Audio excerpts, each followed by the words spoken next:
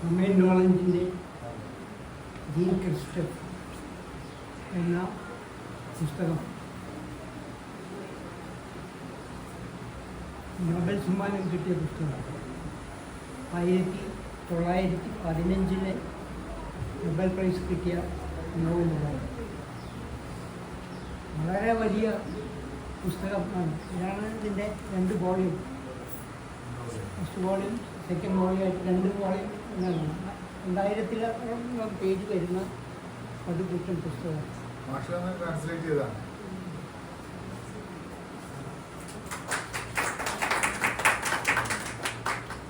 ഈ പുസ്തകം ഞാൻ വായിക്കുന്നത് ഞാൻ MA പഠിക്കുന്ന കാലത്താണ്. പഠിത്തം കഴിഞ്ഞ ആ കാലത്താണ്. അതായത് 1988 ആണ് പുസ്തകം വായിക്കുന്നത്. ഇത് തർജ്ജമ ചെയ്യുന്നതിന് ഒരു പ്രത്യേക സാഹചര്യം കൂടി ഉണ്ടായിരുന്നു. ഞാൻ MA പഠിക്കുന്ന കാലത്ത് എൻ്റെ അച്ഛൻ ഈ പുസ്തകം, ഇംഗ്ലീഷ് പുസ്തകം വായിച്ചിരുന്നു. പരീക്ഷയൊക്കെ കഴിഞ്ഞ് വെക്കേഷൻ തുടങ്ങിയപ്പോൾ അച്ഛൻ എന്നോട് പറഞ്ഞു, നീ അത് വായിക്കും, നമുക്ക് ഒന്നിച്ച് ആ പുസ്തകം തർജ്ജമ ചെയ്യാം എന്ന് പറഞ്ഞു. അങ്ങനെയാണ് ഞാൻ ആ പുസ്തകത്തിലേക്ക് കടന്നു വരുന്നത്. പിന്നെ ഓരോ കാരണങ്ങൾ കൊണ്ട് അതിങ്ങനെ നീണ്ട് തർജ്ജമ തുടങ്ങി. ഞങ്ങളുടെ കോളേജിലെ ചില പ്രശ്നങ്ങളും പിരിച്ചുവിടലുകളും സമരങ്ങളും ഒക്കെ ആയിട്ട് അങ്ങനെ നീണ്ടുപോയി. അതിൻ്റെയൊക്കെ 1965 അച്ഛൻ മരിച്ചു. അപ്പോൾ എനിക്ക് തോന്നി, ഞങ്ങൾ ഒരുമിച്ച് തർജ്ജമ ചെയ്യാൻ തീരുമാനിച്ച പുസ്തകമാണിത്. അതുകൊണ്ട് ഇത് ഞാൻ ഒറ്റയ്ക്ക് തർജ്ജമ ചെയ്യേണ്ടത് ധാർമ്മികമായിട്ട് എൻ്റെ ഒരു ബാധ്യതയാണ് എന്ന് എനിക്ക് തോന്നുന്നു. പക്ഷെ ഓരോ തവണ ഈ പുസ്തകം കാണുമ്പോഴും ഇതിനോട് അടുക്കാനുള്ള ഭയം, മനുഷ്യജീവിതത്തിൻ്റെ മഹാഗാഥയായ ഈ പുസ്തകം ഞാൻ എങ്ങനെ തർജ്ജമ ചെയ്യാനാണ്. ഒടുക്കം എന്തും വരട്ടെ എന്ന് പറഞ്ഞ് 1966 ജനുവരി മാസം 19-ാം തീയതി രാത്രി 8 മണിക്ക് ഞാൻ ഇതിൻ്റെ തർജ്ജമ തുടങ്ങി. കാരണം ഞാൻ ആ ഡേറ്റ് കുറിച്ചിട്ടാണ് ഇത് എഴുതാൻ തുടങ്ങിയത്. 1970 ഏപ്രിൽ 30 രാത്രി 2:30 മണിക്കാണ് അവസാനിച്ചത്, തർജ്ജമ അവസാനിച്ചത്. അങ്ങനെ 4 കൊല്ലവും 3.5 മാസവും എടുത്തുകൊണ്ടാണ് ഈ പുസ്തകം മൊഴിമാറ്റം നടത്തുന്നത്. പിന്നീട് ഇതിനൊരു പ്രസാധകനെ കിട്ടാനുള്ള അന്വേഷണം ആയി. ഇത്രയൊരു വലിയ പുസ്തകം ആരും പ്രസിദ്ധീകരണത്തിന് തയ്യാറാണ് എന്നുള്ളതാണ്. പണം മുടക്കുകയാണ് എന്നുണ്ടെങ്കിൽ അച്ചടിക്കാൻ ചിലരൊക്കെ തയ്യാറാണ് എന്ന് പറഞ്ഞു.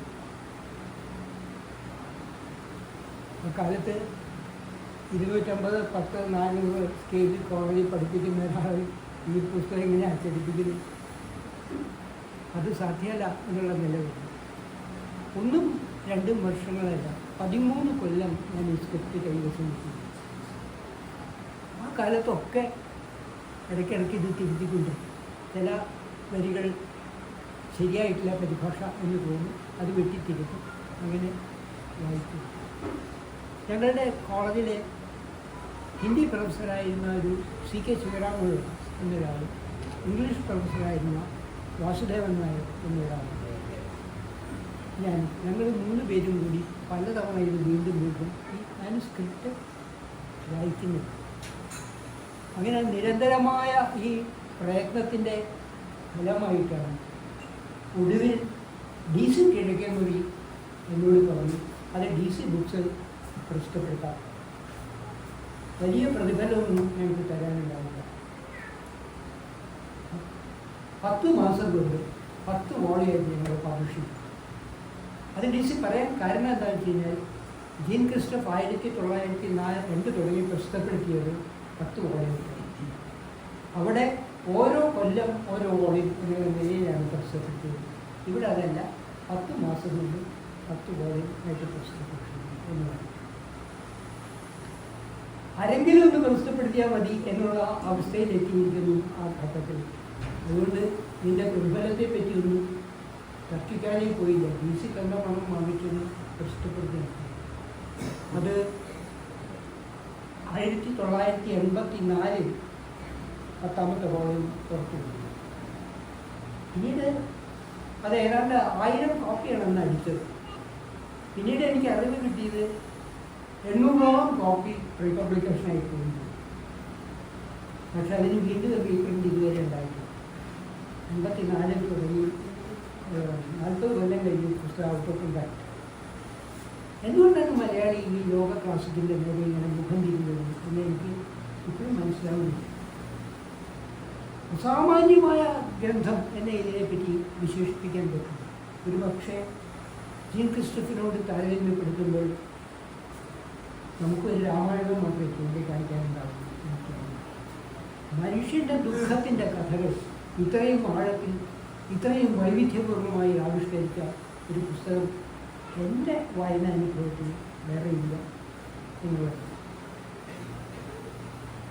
ഈ ദുഃഖത്തിൻ്റെ അധ്യായങ്ങളുടെ കൂട്ടത്തിൽ രസകരമായ ഒരു അധ്യായം കൂടി. അയാൾക്ക് ആരോ എന്നോട് പറഞ്ഞു, കേന്ദ്ര ഗവൺമെൻറ് ഇത്തരം ലോക ക്ലാസിക്കുകൾ പരിഭാഷപ്പെടുത്തുന്നതിന് പണം തരും, വെള്ളക്കടലാസിൽ അപേക്ഷിച്ചാൽ മതി എന്ന് പറഞ്ഞു.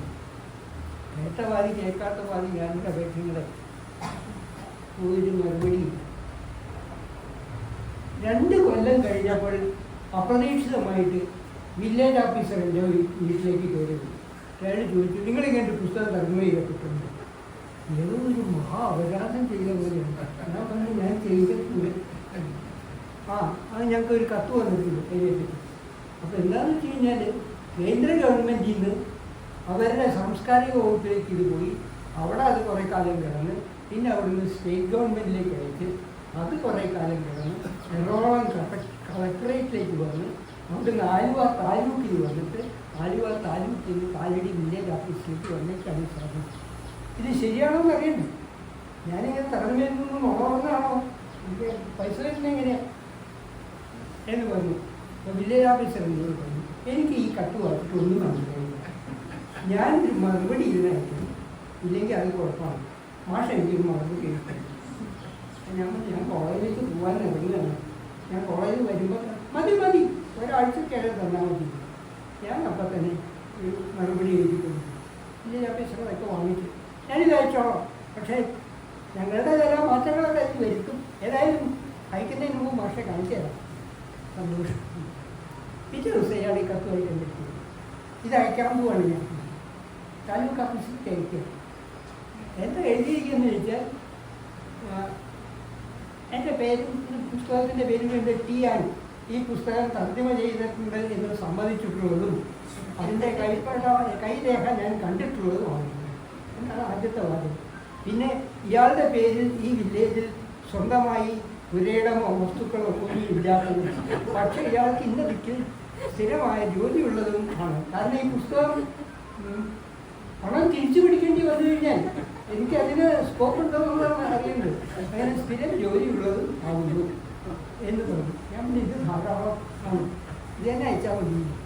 ഏതായിരിക്കും 1967 ഇതുവരെ എനിക്ക് മറുപടി കിട്ടിയിട്ടില്ല. കിട്ടുമായിരിക്കും. ഞാൻ ഇവിടെ ഇരിക്കുന്നത് അറിയാൻ വയ്യ, ആണിത് വരുന്നതെന്ന് അറിയാൻ വയ്യ. അതിൻ്റെ ഇടയ്ക്കാണ് DC കിഴക്കൻ കൂടി എൻ്റെ അടുത്ത് പറഞ്ഞത്, ഈ പുസ്തകം ഞങ്ങൾ പബ്ലിഷ് ചെയ്യാം എന്ന് പറഞ്ഞ് അത് പബ്ലിഷ് ചെയ്യുകയും ഉണ്ടായി. സാഹിത്യ അക്കാദമിയോട് ഞാൻ അഭ്യർത്ഥിച്ചു, എന്തെങ്കിലും ധനസഹായം തരണം എന്ന് പറഞ്ഞു. അത് തർജ്ജമ ചെയ്യാൻ തുടങ്ങുന്ന കാലത്ത് കുറ്റിപ്പുഴ കൃഷ്ണപ്പ സാറായിരുന്നു അക്കാദമിയുടെ പ്രസിഡന്റ്. ഞാൻ ആലുവായി പോയി കുറ്റിപ്പുഴ സാറിനെ കണ്ടിട്ട് പറഞ്ഞു, ഇങ്ങനൊരു പുസ്തകമുണ്ട്, അക്കാദമി എന്തെങ്കിലും ധനസഹായം തരുന്നു. കുറ്റിപ്പുഴ സാറ് നിങ്ങൾ പറഞ്ഞു, തനിക്ക് വേറെ പണിയില്ല, ഇനി ഈ ജീൻ ക്രിസ്റ്റഫ് എന്താണെന്ന് റൊമൈൻ നോളൻ്റെ ആരാണ് എൻ്റെ എക്സിക്യൂട്ടീവിനോട് പറഞ്ഞു കൊടുക്കാൻ ഞാൻ അനുഭവം താൻ വേറെ വല്ലതും നോക്കാനും പറ്റില്ല. കൊണ്ടുപോയ സ്ഥിതിക്ക് ഒരു അപേക്ഷ സാറിനെ ഏൽപ്പില്ല. സാലറി കമ്മിറ്റിയിൽ വെച്ചു എന്ന് തോന്നുന്നു. അക്കാഡമി എനിക്ക് 5000 രൂപ ധനസഹായം അനുവദിച്ചു. പക്ഷെ ഒരു കണ്ടീഷൻ പറഞ്ഞിരുന്നു, പബ്ലിഷ് ചെയ്തതിന് ശേഷമാണ് അനുവദിച്ചത്. 18 കോപ്പി അക്കാഡമിക്ക് കൊടുത്തു എന്നുള്ളതാണ്. 18 കോപ്പി കറണ്ട് ബുക്സിൽ എത്തിക്കാം, അവിടുന്ന് ഞാൻ വാങ്ങിച്ച് അക്കാഡമിക്ക് കൊടുത്താൽ മതി എന്ന് പറഞ്ഞ് സമ്മതിച്ചു. ഞാനത് കൊണ്ട് കൊടുക്കുകയും ചെയ്തു. അപ്പം അതിൻ്റെ മുഖവിലയും ഒക്കെ കണക്കാക്കി കഴിഞ്ഞിട്ട് എനിക്ക് ആകെ ലാഭം അക്കാഡമിയിൽ കിട്ടിയത് 850 രൂപയാണ്. അതാണ് ഈ പുസ്തകത്തിൻ്റെ ഒരു പബ്ലിഷിംഗ് ഹിസ്റ്ററി എന്ന് പറയുന്നത്.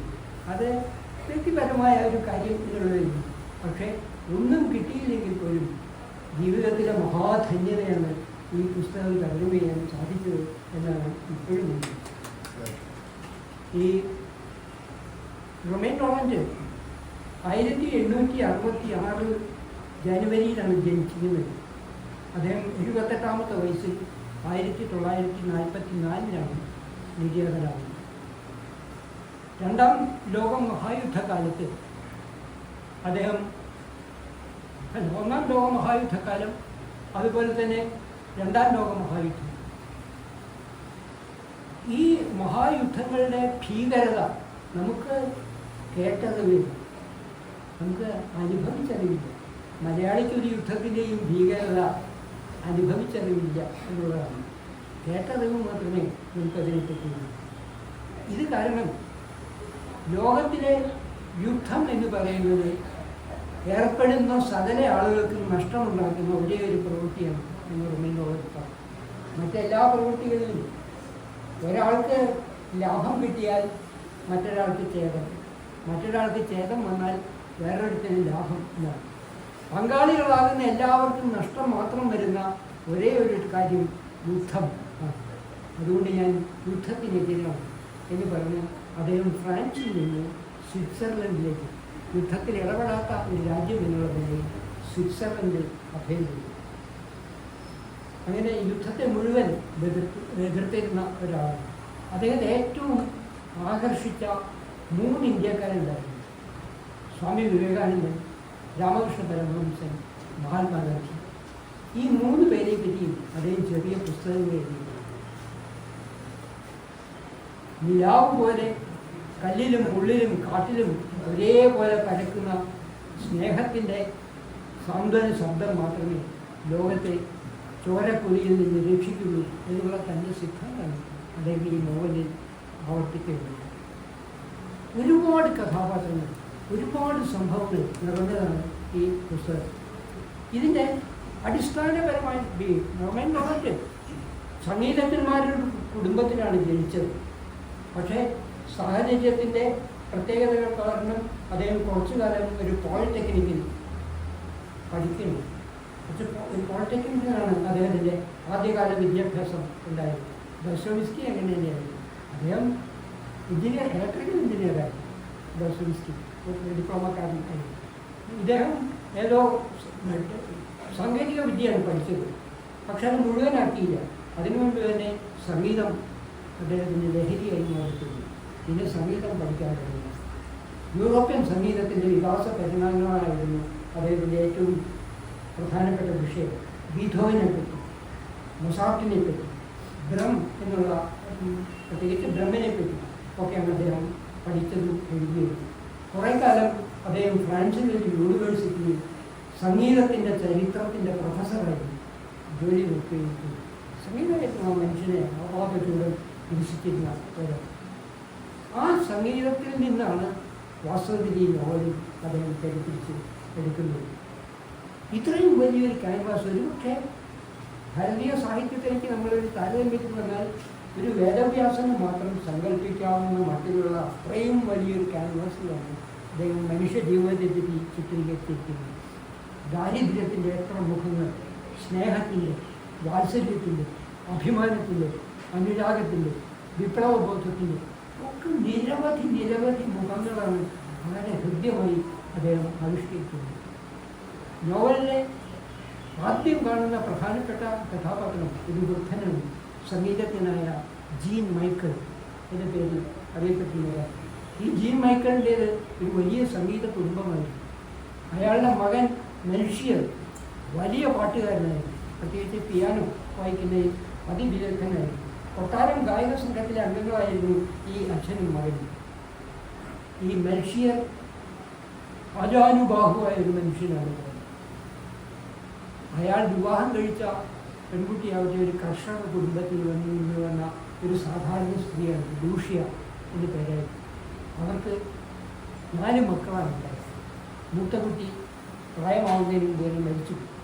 പിന്നെ വന്നതാണ് ജീൻ ക്രിസ്റ്റഫ്, ഇതിലെ നായകനായ കഥാപാത്രം. അയാൾക്ക് 2 സഹോദരന്മാരും ഉണ്ടായിരുന്നു, റോഡോൾഫും ഏമസ്റ്റും. ഇങ്ങനെ ഒരു അച്ഛനും അമ്മയും ഈ 2 കുട്ടികളും ആണ്. മുത്തച്ഛൻ അവരുടെ കൂടെയല്ല താമസം, അയാൾ തൊട്ടടുത്തുള്ള ഒരു വീട്ടിലാണ് താമസം. വളരെ വിരൂപനായിരുന്നു ഇയാൾ ക്രിസ്റ്റഫ്, ജീൻ ക്രിസ്റ്റഫ്. കണ്ടാൽ ഒരു ഭംഗിയില്ലാത്തൊരു കുട്ടിയായിരുന്നു. പക്ഷെ അമ്മയ്ക്ക് അവന് വലിയ വാത്സല്യം. അച്ഛനങ്ങനെ പ്രത്യേകിച്ച് കുട്ടികളോടൊരു താല്പര്യം ഒന്നും കാണിച്ചിട്ടില്ല. അയാൾ സംഗീത സദസ്സുകളും ചർച്ചകളും കുട്ടിയും ആയിട്ട് ഇങ്ങനെ നടത്തുന്നു. ഇയാൾ പെട്ടെന്ന് ജീവിതത്തിലേക്ക് കടന്നു വരുന്നു, സംഗീതത്തിൻ്റെ ലോകത്തിലേക്ക് കടന്നു വരുന്നത് പള്ളിയിൽ വെച്ചാണ്. മുത്തച്ഛൻ തന്നെ പള്ളിയിലേക്ക് കൂട്ടിക്കൊണ്ടു. ഇങ്ങനെ ഒരു രംഗമുണ്ട്. പള്ളിയിലേക്ക് കൂട്ടിക്കൊണ്ടുപോയിട്ട് ഇവനങ്ങ് ബോറടിക്കുകയാണ് ഓടി വരും. ഈ അച്ഛന്മാരുടെ പ്രസംഗവും ആളുകളുടെ ഇടയ്ക്കിടയ്ക്ക് ഇരുന്ന പ്രാർത്ഥനയും ഇത് കണ്ടിട്ട് ഈ കുട്ടി ഞെരിവിരിക്കുള്ളതാണ്. ഇവനന്ന് 6 വയസ്സ് പ്രായമുള്ളൂ. അവന് ഒട്ടും സഹിക്കാൻ പറ്റുന്നില്ല. പെട്ടെന്ന് നിശബ്ദതയെ ഭജിച്ചുകൊണ്ട് പള്ളിമണികളുടെ സ്വരം അത് അവസാനിക്കുമ്പോൾ ഓർക്കസ്ട്രയുടെ ശബ്ദം. അവൻ സ്തബ്ധനായി ഇരുന്നുപോകുന്നു. പള്ളിയിൽ നിന്ന് ഇങ്ങനെ ഒരു സംഗീതം. അവനത് ആലോചിച്ചിട്ടേ ഇല്ല. ആ ശബ്ദം അവനെ ഇങ്ങനെ കൂട്ടിക്കൊണ്ടുപോകും. അവൻ ഇങ്ങനെ അവിടെ മെഴുകുതിരി കൊളുത്തി വെച്ചിരുന്ന ഒരു വിളക്കുണ്ട്, അതിങ്ങനെ ആടുന്നു. ആ ആട്ടത്തിൻ്റെ താളം, പിയാനോയിൽ നിന്ന് പുറപ്പെടുന്ന ഈ ശബ്ദത്തിൻ്റെ താളം അവൻ സ്വന്തം ഞരമ്പുകൾ ഇങ്ങനെ പിടിച്ചു നോക്കുന്നുണ്ട്. ആ ഹൃദയ താളം ഇതൊക്കെ ഒരേപോലെ ഇവൻ്റെ മനസ്സിനെ ഹോണ്ട് ചെയ്യാണ്. അവൻ സംഗീതത്തിൻ്റെ ലോകത്തിലേക്ക് ജ്ഞാനസ്ഥാനം ചെയ്യപ്പെടുന്നു ആ പള്ളിയിൽ വെച്ച്. മുത്തച്ഛനാണ് അതിന് കാരണക്കാരൻ. അതുകൊണ്ട് തൻ്റെ അടുത്ത വീട്ടിൽ, അധികം ദൂരെയല്ലാത്തൊരു വീട്ടിൽ ഒറ്റയ്ക്ക് താമസിക്കുന്ന മുത്തച്ഛൻ്റെ അടുത്തേക്ക് പകലും വരുന്നത്. അവിടെ ചെന്ന് മുത്തച്ഛനോട് ഒരു കഥ പറയും, ഓരോ പാട്ട് പാടിക്കൊടുക്കും. ഇതിനൊക്കെ സ്റ്റേറ്റിങ്ങനെ രക്ഷിക്കുന്നു. ഒരു ദിവസം മുത്തച്ഛൻ അവിടെ ഒരു നിൽക്കിലിരുന്ന് എന്തോ കുറിച്ചുകൊണ്ടിരുന്നപ്പോൾ ഇവൻ നിലത്തിങ്ങനെ കിടക്കുന്നു. നിലത്ത് കിടന്ന് കവിള് തണുത്ത തലയിലേക്ക് ചേർത്ത് വെച്ചുകൊണ്ട് അവനിങ്ങനെ ഒരു മൂളിപ്പാട്ട് ഇങ്ങനെ പാടുന്നു. മുത്തച്ഛൻ ഇവനിങ്ങനെ നോക്കും. ഇവൻ ശ്രദ്ധിക്കണമൊന്നുമില്ല. എനിക്ക് വൈകുന്നേരം വീട്ടിലേക്ക് പോയിരിക്കും. 2 ദിവസം കഴിഞ്ഞിട്ട് ഇവൻ മുത്തച്ഛൻ്റെ അടുത്ത് ചെന്ന് ഇവന് പതിവ് പോലെ കളിച്ചുകൊണ്ടിരുന്നപ്പോൾ മുത്തച്ഛൻ പിയാനോയിലൊരു പാട്ട് വായിച്ചു. ഇതെവിടെ കേട്ടിട്ടുണ്ടല്ലോ ഇവൻ തോന്നി. ഇവൻ മുത്തച്ഛൻ്റെ അടുത്ത് ഒന്നും കൂടി അദ്ദേഹം അത് വീണ്ടും ആലപിച്ചു. ഒന്നും കൂടി 3ാമത്തെ തവണ ഉള്ളത് മുത്തച്ഛനത് വീണ്ടും ആലപിച്ചു. എന്നിട്ട് ചോദിച്ചു, ഇതാരും എഴുതിയതാണെന്ന് എനിക്കറിയാമോ? എനിക്ക് നല്ല പരിചയമുണ്ട്. ആരെഴുതിയതാണ്? എടാ മണ്ട, ഈ മിനിങ്ങാതെ പാടിയതാണ്. ഇതങ്ങോട്ട് കേട്ടപ്പോഴത്തേക്ക് ഇവൻ സന്തുഷ്ടനായി മുത്തശ്ശനെ കെട്ടിപ്പിടിക്കുകയാണ്. മുത്തശ്ശ കേൾക്കുന്നു, ഞാനൊരു സംഗീതത്തിനായിരിക്കുന്നു, ഞാൻ പാട്ട് എഴുതുന്നു എന്നുള്ള അഭിമാനമാണ് ഈ 7 വയസ്സുകാരൻ്റെ മനസ്സിലുണ്ടായത്. മനുഷ്യരിത് മനസ്സിലാക്കി. തൻ്റെ പുത്രനിങ്ങനെ അസാധാരണമായ സംഗീത താല്പര്യമുണ്ട് എന്ന് മനുഷ്യർ മനസ്സിലാക്കി. അയാൾ വിചാരിച്ചു കൊട്ടാരത്തിൽ ഇവനെ കൊണ്ടൊരു കച്ചേരി നടത്തിച്ചു. കൊട്ടാരം ഭാഗവതന്മാരോടൊക്കെ ഇയാൾ ചെന്ന് പറഞ്ഞ് ക്രിസ്റ്റഫിനും വലിയ സന്തോഷം. രാജകൊട്ടാരത്തിലെ സംഗീത സദസ്സിൽ അംഗമാവാൻ പോവുകയാണ്. മുത്തച്ഛൻ അവരെഴുതിയ പാട്ടുകളൊക്കെ വീണ്ടും ട്യൂൺ ചെയ്യിച്ച് പഠിപ്പിച്ചു. എന്നിട്ട് കൊട്ടാരത്തിലേക്ക് പോവുകയല്ലേ, അവൻ്റെ സാധാരണ ഉടുപ്പൊന്നും പോരാ, പുതിയ ഉടുപ്പുകളൊക്കെ ഇട്ട് ഏതാണ്ട് ഒരു സർക്കസ് കോമാളിയെ പോലെ. പക്ഷെ അതിൽ സന്തോഷിച്ചുകൊണ്ട് ഇവനവിടെ പോയി. അവൻ്റെ ഒരു പരിഭ്രമം ഉണ്ടായിരുന്നു. അപ്പോൾ പ്രഭുവുണ്ട്, പ്രഭുവിൻ്റെ പത്നിയുണ്ട്, മകളുണ്ട്, കൊട്ടാരത്തിലെ വലിയ ഉദ്യോഗസ്ഥന്മാരൊക്കെ ഉണ്ട്. അവിടെ ഇരുന്ന് അവൻ പിയാനോയിൽ ആ സ്റ്റൂളിൽ ഇരിക്കുമ്പോൾ കൃഷ്ണൻ വർണ്ണിക്കുന്നുണ്ട് അവൻ്റെ കാല് നിലത്ത് മുട്ടില്ല, കാല് നിലത്ത് മുട്ടുന്നില്ല. അവൻ ഇടയ്ക്കിടയ്ക്ക് ഇങ്ങനെ വലിയ ഈ കാലിങ്ങനെ കൂട്ടിയിട്ടിരിക്കുന്നതിൻ്റെ ഒരു അസൗകര്യം കൊണ്ട് അത് കാണുമ്പോൾ ആളുകൾ ചിരിക്കും. ഇവൻ്റെ വിചാരം പാട്ട് കേട്ടിട്ട് രസിക്കുകയാണെന്നുള്ളതാണ്. എന്നിട്ട് ഇവൻ ഈ സംഗീതം മുഴുവൻ ആലപിച്ചു കഴിഞ്ഞ് അവരുടെ മര്യാദ അനുസരിച്ച് ഇറങ്ങി വന്നിട്ട് പ്രഭുവിൻ്റെ മുമ്പിൽ അവൻ തലകുനിച്ച് ബന്ധിച്ച് നിൽക്കുകയാണ്. പ്രഭുകുമാരി ഇവൻ്റെ സംഗീതത്തിൽ സന്തോഷിച്ച് അവനെ വാരിയെടുത്ത് മടിയിലിരുത്തി കഴിഞ്ഞപ്പോൾ അവൻ സ്വകാര്യമായിട്ട് പറഞ്ഞു, അതിനെ അവസാനത്തെ പാട്ടില്ല, അതിനെ 4 പേര് ഞാൻ എഴുതിയതെല്ലാം പ്രസംഗം എനിക്ക് രഹസ്യമായിട്ടാണ് അവനത് പറഞ്ഞത്. ആ കുട്ടിയുടെ നിഷ്കളങ്കമായ സത്യസന്ധത പ്രഭുകുമാരിക്ക് ഇഷ്ടമായി. അവളോടൊക്കെ പറയുന്നില്ല. അവരോട് ദേഷ്യർക്ക് ഭയങ്കര ദേഷ്യമാണ്. ഈ കിട്ടിയ അന്തരീക്ഷം മുഴുവൻ ഈ ചെക്കൻ തകർത്തത് മുത്തച്ഛൻ എഴുതിയതാണ്. അവനെ വീട്ടിൽ വന്നപ്പോൾ ഒരുപാട് ശകാരിച്ചു. അവന് മനസ്സിലാവുന്നില്ല എന്തിനാണ് സത്യം പറഞ്ഞതിന് ശകാരിക്കുന്നത്. അവന് മനസ്സിലാവുന്നില്ല. ഇത് ഈ കൃതിയിൽ ഉടനീളം നമ്മൾ കാണുന്നതാണ്. സത്യം പറയുന്നതിനെ ക്രൂശിക്കാനുള്ള ശ്രമം, ക്രിസ്തുവിൻ്റെ കാലം തുടങ്ങിയ ശ്രമം. സത്യം പറയുന്നതിന് മുൾക്കിരീടവും ആണിയും തന്നെയാണ് വിധിച്ചിട്ടുള്ളത്. ഇവൻ്റെ മനസ്സിലെ മതബോധത്തോടുകൂടി ഈ സത്യബോധത്തോടുകൂടി കടന്നു വരുന്നത്. അങ്ങനെയാണ് റോമനോളജ് പറയുന്നത്. ഇവൻ വല്ലാതെ വിളറിപ്പോയി. അച്ഛൻ ഇവനെ ശകാരിക്കുകയാണ്, അടിക്കാൻ വരികയാണ്. നീ ആ കച്ചേരി മുഴുവൻ നശിപ്പിച്ചു എന്ന് പറയുകയാണ്. അവൻ വിഷണ്ണനായിരുന്നപ്പോൾ മുത്തച്ഛൻ അവനെ അടുത്ത് വിളിച്ചിട്ടുണ്ട്.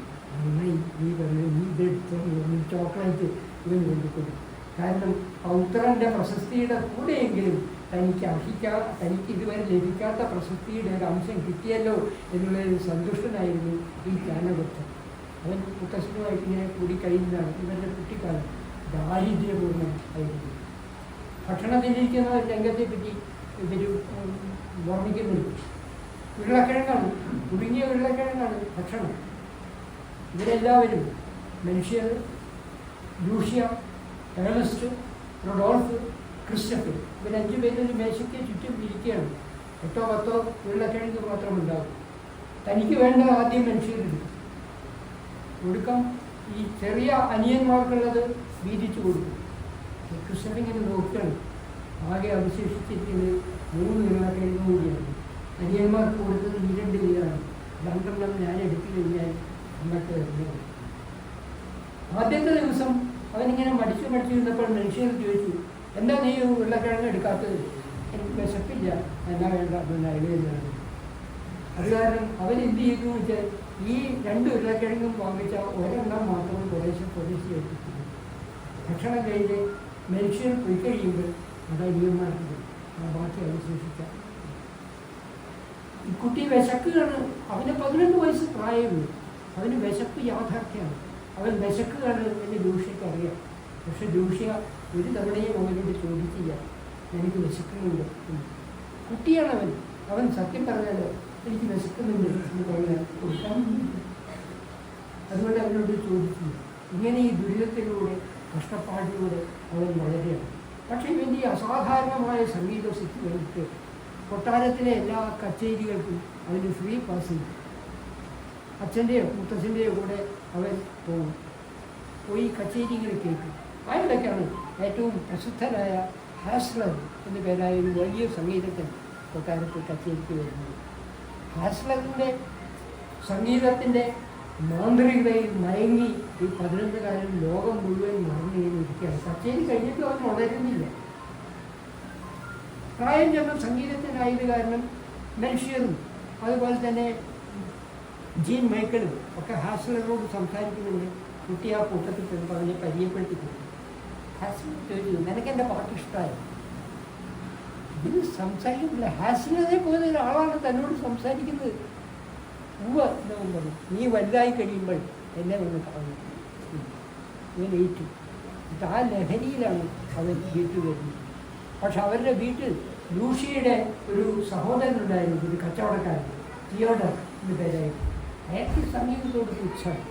എന്ത് കല, എന്ത് സംഗീതം, ആരെങ്കിലും നിങ്ങളുടെ വിശപ്പ് മാറ്റിയോ പാട്ടുകൊണ്ട് എന്ന് ചോദ്യമാണ്.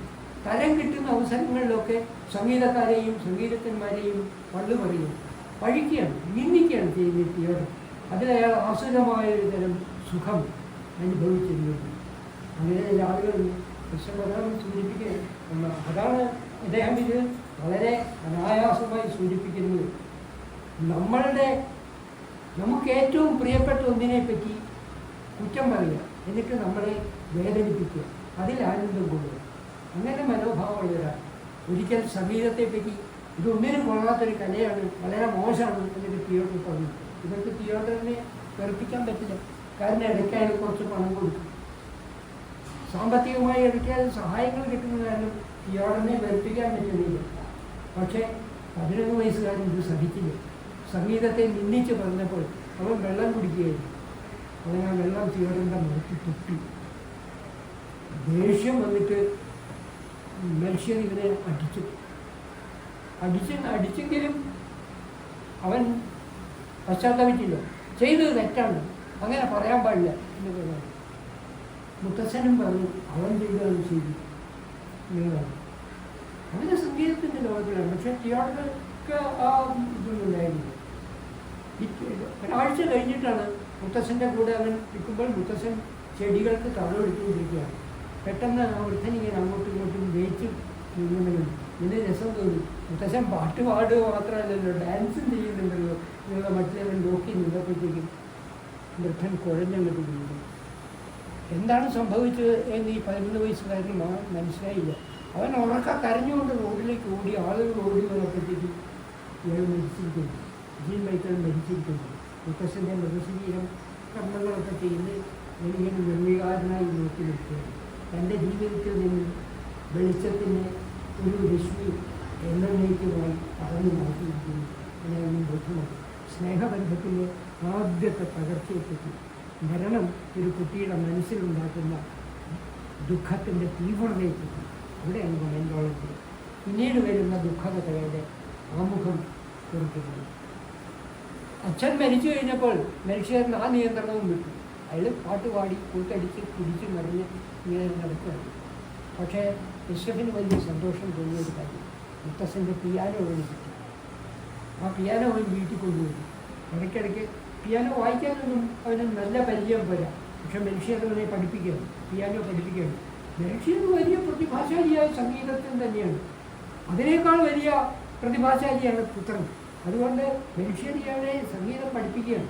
കുറച്ച് കഴിഞ്ഞപ്പോൾ ഇവന് മടുത്തു. ഈ നിഷ്ഠുരമായ ശിക്ഷണം ഇവനെ മടുപ്പിച്ചു. പക്ഷേ ആനക്കൊമ്പിൻ്റെ വെളുത്ത കട്ടകളുടെ ഉള്ളിൽ ഒതുങ്ങിയിരിക്കുന്ന ശബ്ദത്തിൻ്റെ അസാമാന്യമായ ലോകം എൻ്റെ മുമ്പിൽ ഓരോ തവണ പിയാനോ തൊടുമ്പോഴും ഉണർന്നു വരുന്നത് എപ്പോൾ ഇവൻ ഹർഷോന്മത്തതയും ആയി മാറിത്തിരിക്കുക.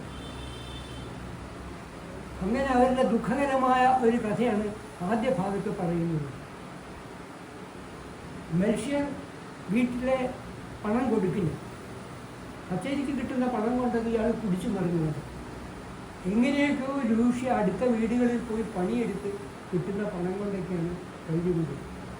ഒരിക്കൽ ക്രിസ്റ്റഫർ അമ്മയെ വിളിക്കാൻ വേണ്ടി പോയപ്പോൾ അമ്മ അടുക്കളയിലായിരുന്നു. ഏതോ ഒരു പ്രഭുവിൻ്റെ വീട്ടിൽ അടുക്കളയിൽ പണി ചെയ്യുകയാണ്. മറ്റ് വൃത്തിലൊക്കെ ഈ ലൂഷ്യ പറയുന്നത് അനുസരിക്കുന്നുണ്ട്. അതിന് സന്തോഷം തോന്നി. എൻ്റെ അമ്മയെ അനുസരിക്കാൻ ആളുകളുണ്ടല്ലോ. ഇതാണിങ്ങനെ സന്തോഷിച്ച് നിൽക്കുമ്പോഴേക്കും പൃഥ്വി അവിടെ വരുന്നത്. പണക്കാരനും പാവപ്പെട്ടവരും തമ്മിലുള്ള വ്യത്യാസം അവിടെയാണ് ഈ നോവലിൽ ആദ്യം കാണുന്നത്.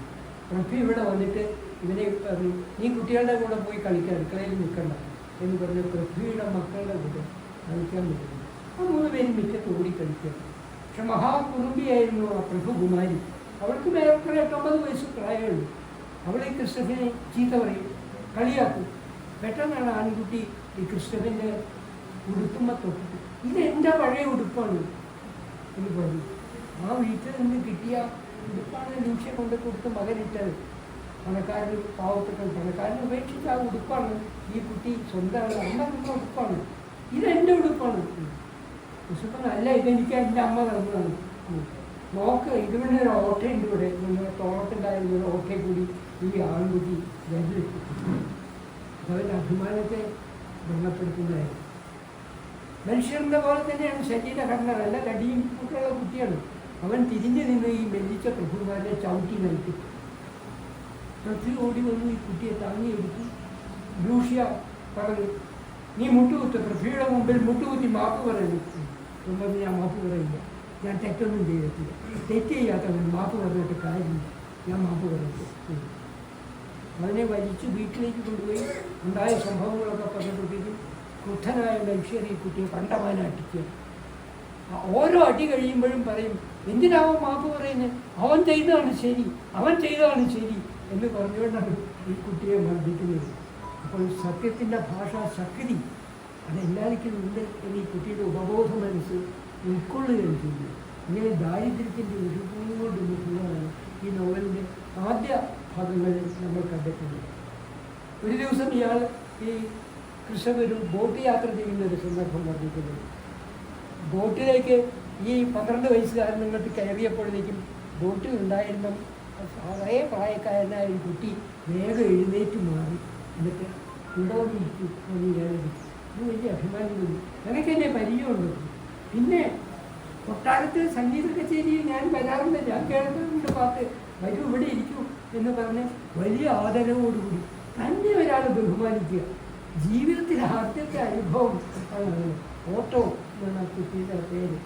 ഓട്ടോ ഇയാൾക്ക് കത്തുകൾ എഴുതി, വികാരഭരിതമായ കത്തുകൾ. ഇവൻ അതുപോലെ തന്നെ അതിന് മറുപടി എഴുതി. സമപ്രായക്കാർ തമ്മിലുള്ള നിഷ്കളങ്കമായ സ്നേഹത്തിൻ്റെ മുഖം എന്നൊരു ഓട്ടോയിലും ക്രിസ്തുവും തമ്മിലുള്ള ബന്ധത്തിലാണ് ഓർമ്മിക്കുന്നത്. പക്ഷെ എല്ലാവർക്കും അതിഷ്ടമായിരുന്നില്ല. ഓട്ടോ ഈ വലിയൊരു വീട്ടിൽ മാന്യമായി പെരുമാറുന്നൊരു വീട്ടിൽ വളർന്നിട്ടുള്ള ആളാണ്. അയാൾക്ക് നിയമങ്ങളോടൊക്കെ വലിയ ബഹുമാനമാണ്. ക്രിസ്തുവിനതല്ല. ഏതെങ്കിലും നടക്കുന്ന വഴിയിൽ പ്രവേശനമില്ല എന്നൊരു ബോർഡ് കണ്ടാൽ കൃഷ്ണൻ അപ്പം അതിൻ്റെ ഉള്ളിലേക്ക് ചാടിക്കും. പൂക്കൾ പറിക്കരുത് എന്നൊരു ദിക്കൽ കണ്ടാൽ കൃഷ്ണൻ അവിടുന്ന് 2 പൂ പറിക്കരുത്. ഇതൊക്കെ കാണുമ്പോഴും ഓട്ടോവിന് വല്ലാത്ത ജാള്യം ആണ് തോന്നുന്നത്. പക്ഷെ ഇത് ഇങ്ങനെ നടന്നു പോയിക്കൊണ്ടിരിക്കുന്ന ഒരു അവസ്ഥയാണ് ചിത്രീകരിച്ചിരിക്കുന്നത്. താൻ വലിയ സംഗീതജ്ഞനാണ് എന്ന് ഈ കുട്ടി വിശ്വസിച്ചു. കാരണം കൊട്ടാരത്തിൽ ഇടയ്ക്കിടയ്ക്ക് ഇവൻ്റെ കച്ചേരിയിൽ ഇവൻ്റെ ഇടയ്ക്കിടയ്ക്ക് പാട്ടുകൾ എഴുതും. അതുകൊണ്ട് താൻ വലിയ ഗായകനാണ് എന്നുള്ള ഒരു അഹങ്കാരം ഈ 12 വയസ്സുകാരൻ്റെ മനസ്സിൽ മുളയിട്ട് വരികയും ചെയ്യുന്നു.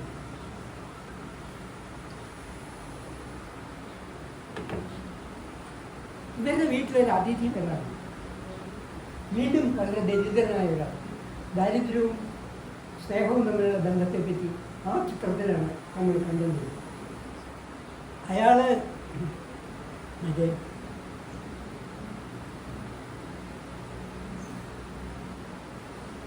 ഗോഡ്ഫ്രൈഡ് എന്നാണ് അയാളുടെ പേര്. ഗോഡ്ഫ്രൈഡ് ലൂഷ്യയുടെ അകന്ന ബന്ധത്തിൽപ്പെട്ട ഒരു ജ്യേഷ്ഠനാണ് ഈ ഗോഡ്ഫ്രൈഡ്. ഒന്നുമില്ല അവർക്ക് വീട്ടിൽ. ലൂഷ്യയെ പോലെ തന്നെ ദാരിദ്ര്യം ആണ്. അയാൾ ഒരു നാടോടി വിൽപ്പനക്കാരനാണ്. അയാൾ തൻ്റെ പുറത്തൊരു ഭരണം ഉണ്ടാകും.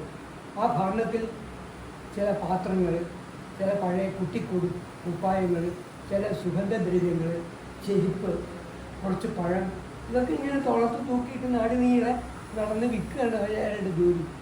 അങ്ങനെ ചുറ്റിക്കറങ്ങുന്നതിൻ്റെ ഇടയ്ക്ക് ഒരിക്കൽ ലൂഷ്യയുടെ അടുത്ത് വന്നു. അപ്പോൾ കൃഷ്ണൻ പറയുന്നുണ്ട്, ഞാൻ കൊട്ടാരത്തിലെ സംഗീത ഗ്രൂപ്പിൽ പെട്ട ആളാണ്, എൻ്റെ പാട്ടുകൾ അവിടെ ഉണ്ടാവാറുണ്ട്. ഓ നന്നായി. ഇത് വൈകുന്നേരമായപ്പോൾ ഡോക്ടറായിട്ട് പറഞ്ഞു, നീ എൻ്റെ കൂടെ വരുന്നുണ്ടോ? ഞാൻ നടക്കാൻ പോകും, പുഴവക്കത്തേക്ക് എനിക്ക് പോകാം. ശരി വരാം. പുഴവക്കത്ത് ഇവർ ചെന്നിട്ടുണ്ട്. സന്ധ്യയായി, ഇരുട്ട് വന്നു, പരസ്പരം മുഖം കാണാൻ വയ്യ. ഡോക്ടറായിട്ട് തൻ്റെ മുമ്പിൽ കൃഷ്ണൻ തൻ്റെ മുമ്പിലുണ്ടായിരുന്ന ഒരു കറുകപ്പുല്ല് പറിച്ച് അതിൻ്റെ മുമ്പിങ്ങനെ കടിച്ചുകൊണ്ടിരിക്കുന്നതിൻ്റെ ഇടയ്ക്കാണ് പെട്ടെന്ന് വെള്ളിമണികൾ കിളിങ്ങുന്നത് പോലെ ഒരു ശബ്ദം.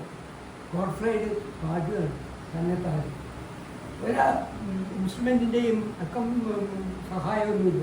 സ്ഫുടമായി സ്വച്ഛമായി പുഴയിലെ വെള്ളം ഒഴുകുന്നത് പോലെ, കാറ്റ് വീശുന്നത് പോലെ, നക്ഷത്രം ഉദിക്കുന്ന പോലെ ഇയാൾ പാട്ട് പാടും.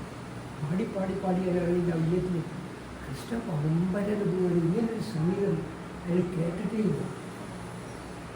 അയാൾ ചോദിക്കുന്നുണ്ട്, അമ്മാവൻ എന്താ ചെയ്തത്? ഞാൻ പാടുകയില്ല. ഒന്നും കൂടെ അത് പാടാമോ? അത് പറ്റില്ല, അങ്ങനെ പാടാൻ പറ്റില്ല. പാട്ടുണ്ടാക്കാനോ പാട്ട് പാടാനോ പറ്റില്ല, അത് പാടി പോവുകയാണ് ചെയ്യുന്നത്. ഇനി എനിക്കത് ചെയ്യാൻ പറ്റില്ല എന്ന് പറഞ്ഞു. എന്നിട്ട് ഇവനോട് ചോദിച്ചു, അപ്പോൾ എൻ്റെ അച്ഛനും മുത്തച്ഛനും ഞാനും പാട്ടുണ്ടാക്കുന്നുണ്ടല്ലോ, അപ്പോഴോ? അതൊന്നും പാട്ടല്ല, ഇനി മുഖത്തടിച്ച പോലെ മറുപടി കൊടുക്കും.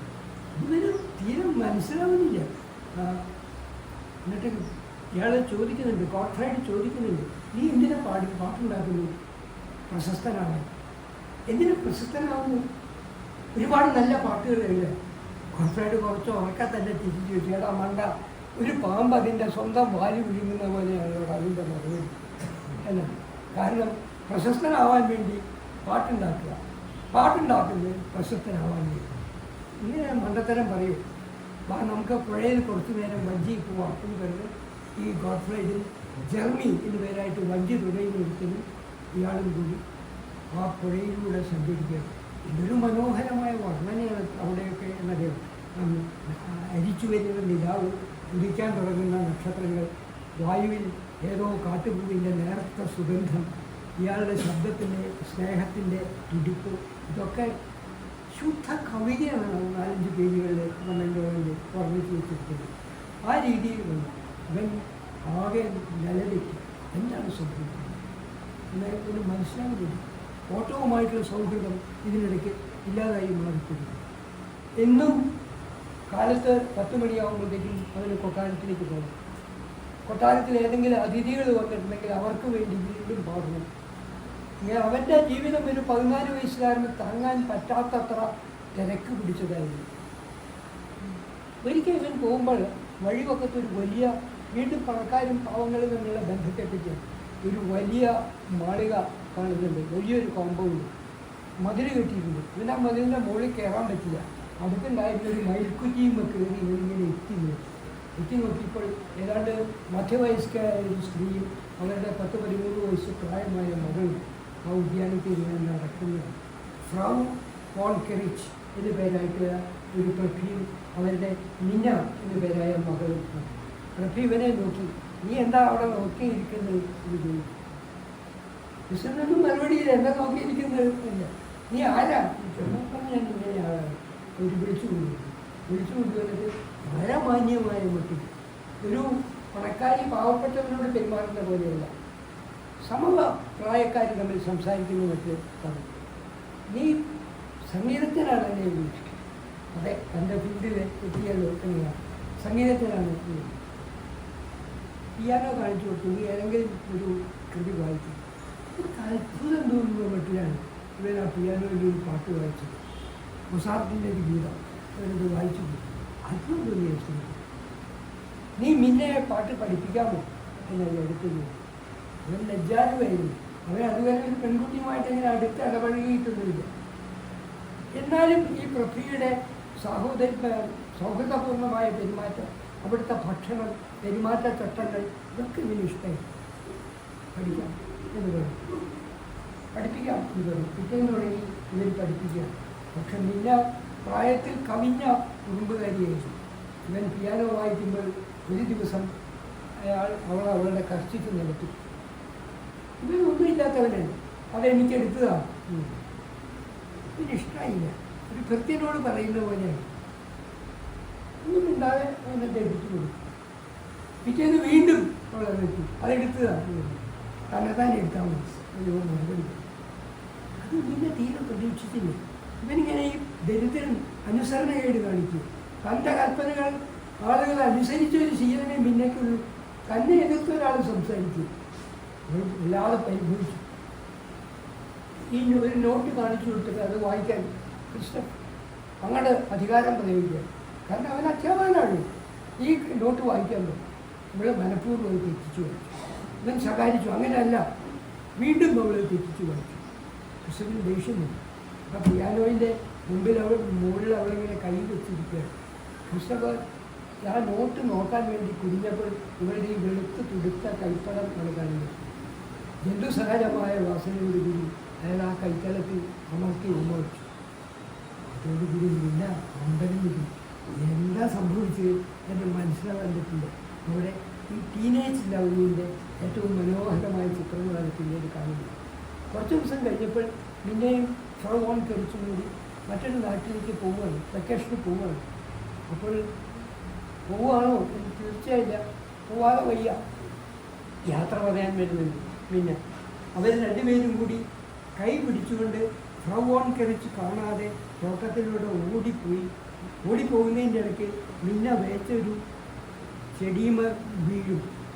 ആ ചെടിയിൽ പടർന്നു കയറിയിരുന്ന വള്ളിയിൽ നിന്ന് പൂക്കൾ മുഴുവൻ വെള്ള തലയിൽ പുഷ്പാഭിഷേകം നടത്തുകയാണ്. അതോടുകൂടി അവർക്ക് മനസ്സിലായി തങ്ങൾ ജീവിതത്തിൽ ഒന്നിക്കുകയാണ് എന്നുള്ളൊരു തോന്നൽ വരും. എന്നിട്ട് പോയിക്കഴിഞ്ഞാൽ ഇന്ന ദിവസം എല്ലാ ദിവസവും ഇന്ന സമയത്ത് ഈ നക്ഷത്രത്തെ നീ നോക്കണം എന്ന് ക്രിസ്തു പ്രതികരിക്കുന്നു. പിന്നെ സംഭവിക്കും ആ നിമിഷത്തിൽ ഒരു നക്ഷത്രത്തെ ലോകത്തിൻ്റെ 2 ഭാഗത്തു നിന്ന് ആളുകൾ കാണുകയാണ്. സ്നേഹിക്കുന്ന 2 പേർ ഒരു നക്ഷത്ര ദീപ്തിയിൽ ജയിച്ചു ചേരുന്നു എന്നാണ് ക്രിസ്തു പറയുന്നത്. വീണ്ടും ക്രിസ്തു തൻ്റെ ഏകാന്തതയിലേക്ക് തോന്നി. അയാൾക്ക് വലിയ ദുഃഖം ആണ്, വീട്ടിൽ ദാരിദ്ര്യം ആണ്, മനുഷ്യർക്ക് ഒരു നിയന്ത്രണമില്ല, കുടിച്ചു മറന്നു വരികയാണ്. ഒരു ദിവസം ക്രിസ്റ്റഫർ വീട്ടിലേക്ക് കയറി വന്നപ്പോൾ അനിയന്മാർ ഏണസ്റ്റും റൊഡോൾഫും അടക്കി പിടിച്ച് ചിരിക്കുന്നുണ്ട്. അവർ അർത്ഥം വെച്ച് ചില നോട്ടങ്ങൾ അങ്ങോട്ടും ഇങ്ങോട്ടും നോക്കുന്നു. എന്തോ സംഭവിച്ചു എന്ന് ക്രിസ്റ്റഫർ തോന്നി. ഒരു ഉൾവിളിയോടുകൂടി അയാൾ അകത്ത മുറിയിലേക്ക് ഓടിപ്പോയി. മുത്തശ്ശൻ കൊടുത്ത പിയാനോടെ കാണുന്നത് മനുഷ്യരെ വിളിച്ചിരിക്കുന്നു. ഒരാൾക്ക് ആ മനുഷ്യരെ വിളിച്ചിരിക്കുന്നു. മനുഷ്യർ ആർത്തി ചിരിച്ചുകൊണ്ടിരിക്കുക. എന്തിനായി പഴഞ്ചൻ പിയാനോ എന്നാണ് ചോദിക്കുന്നത്. ക്രിസ്റ്റഫർ ചോദിക്കുന്നുണ്ട്, നിങ്ങൾ വിറ്റത് എൻ്റെ മുത്തശ്ശനെയാണ്, സ്വന്തം അച്ഛനെ വെച്ചാണ് വിറ്റത്, തെമ്മാടി, നിങ്ങൾ കള്ളനാണ്, വഞ്ചകനാണ് കൊണ്ട് അച്ഛനെ ശകാരിക്കുന്നു. കുട്ടികൾ പേടിച്ച് വരച്ച് നിൽക്കുമ്പോൾ ക്രിസ്റ്റഫർ കൈ നീട്ടി, പണം അമ്പരന്ന് പോയ മനുഷ്യർ ആ പിയാനോ വിറ്റ് കിട്ടിയ പണം പോക്കറ്റുണ്ടായിരുന്നു, അത് എടുത്തു കൊടുത്തു. അതും കൊണ്ട് തിരിച്ചു വാങ്ങാൻ വേണ്ടി ഇവൻ വാതിക്കലേക്ക് ഓടി. വാതിക്കലേക്ക് ഓടുമ്പോൾ അച്ഛൻ പറയുന്ന ഇടറിയ സ്വരത്തിൽ പറയും, ക്രിസ്റ്റഫ്, നീ എന്നെ അപമാനിക്കരുത്, നീ എന്നെ അപമാനിക്കരുത് എന്നാണ് പറഞ്ഞത്. ആ വാക്ക് കേട്ട് കഴിഞ്ഞപ്പോൾ അത് വല്ലാതെ സ്തംഭിച്ചു. അത് തിരിച്ചു വന്നു. ആ പണം അച്ഛൻ്റെ മുമ്പിൽ വലിച്ചെറിഞ്ഞ് സ്വന്തം മുറിയിലേക്ക് കടന്നു പോവുക. ഇങ്ങനെ ദുരിതത്തിൻ്റെ കഥകളാണ്. ഒരു ദിവസം ക്രിസ്റ്റഫ് ഒറ്റയ്ക്ക് ഇരുന്ന് ഏതോ പാട്ട് എഴുതിക്കൊണ്ടിരിക്കുമ്പോഴാണ് വാതുക്കൽ വലിയ ഒച്ചയും ബഹളവും തിരക്കും ഒക്കെ. മനുഷ്യർ കുടിച്ചു മറിഞ്ഞു വരികയാണ്. ഇവരായിരുന്നു മനുഷ്യർ ഇവൻ ശബ്ദം കേൾക്കാതിരിക്കാൻ വേണ്ടിയിട്ട് ചെവി ഇങ്ങനെ അടച്ചു പിടിച്ചുകൊണ്ട് കടലാസിൽ നിർത്തിയിരിക്കുകയാണ്. വാതുക്കലേക്ക് ചെന്ന് ലൂഷ്യ ഉറക്ക കരയുന്ന ശബ്ദം കേട്ടപ്പോൾ ഇയാൾ ഓടിച്ചു. ചെന്നപ്പോൾ മനുഷ്യരുടെ മൃതശരീരം താങ്ങിക്കൊണ്ടിരിക്കുകയാണ്. തൊട്ടടുത്തുള്ള തോട്ടിൽ അയാൾ സന്ധ്യയ്ക്ക് വീണ് മരിച്ചു. വഴിപോക്കെ ആ മൃതശരീരം കണ്ടിട്ട് മനുഷ്യരാണ് ഇത് പറഞ്ഞ് തിരിച്ചെടുത്ത് വീഴുകയാണ്. അച്ഛൻ്റെ മൃതശരീരത്തിൽ കെട്ടിപ്പിടിച്ച് ലൂഷ്യയും ക്രിസ്റ്റഫും ഒരുപാട് കരഞ്ഞു. മരണത്തിൻ്റെ തണുപ്പ്, മുത്തച്ഛൻ്റെ മരണം ഏൽപ്പിച്ച ആ ജാഡ്യം തന്നെ അതിനേക്കാൾ തീവ്രമായി മനുഷ്യർ അനുഭവിക്കുക. ഈ 2 കുട്ടികളും ഏണസ്റ്റും റൊഡോൾഫും വീട് വിട്ടുപോയി. ഒരു തന്നെ ഒരു കപ്പലിലെ പണിക്കാരനായി തീർത്തു. മറ്റവൻ തീയോടെ അമ്മാവൻ എന്ന് പേരായിട്ട് അത് ഞാൻ പറഞ്ഞല്ലോ, കച്ചവടക്കാരൻ പുറക്കാരൻ, അയാളുടെ കൂടെ അയാളും പോയി. അമ്മയും മകനും മാത്രം.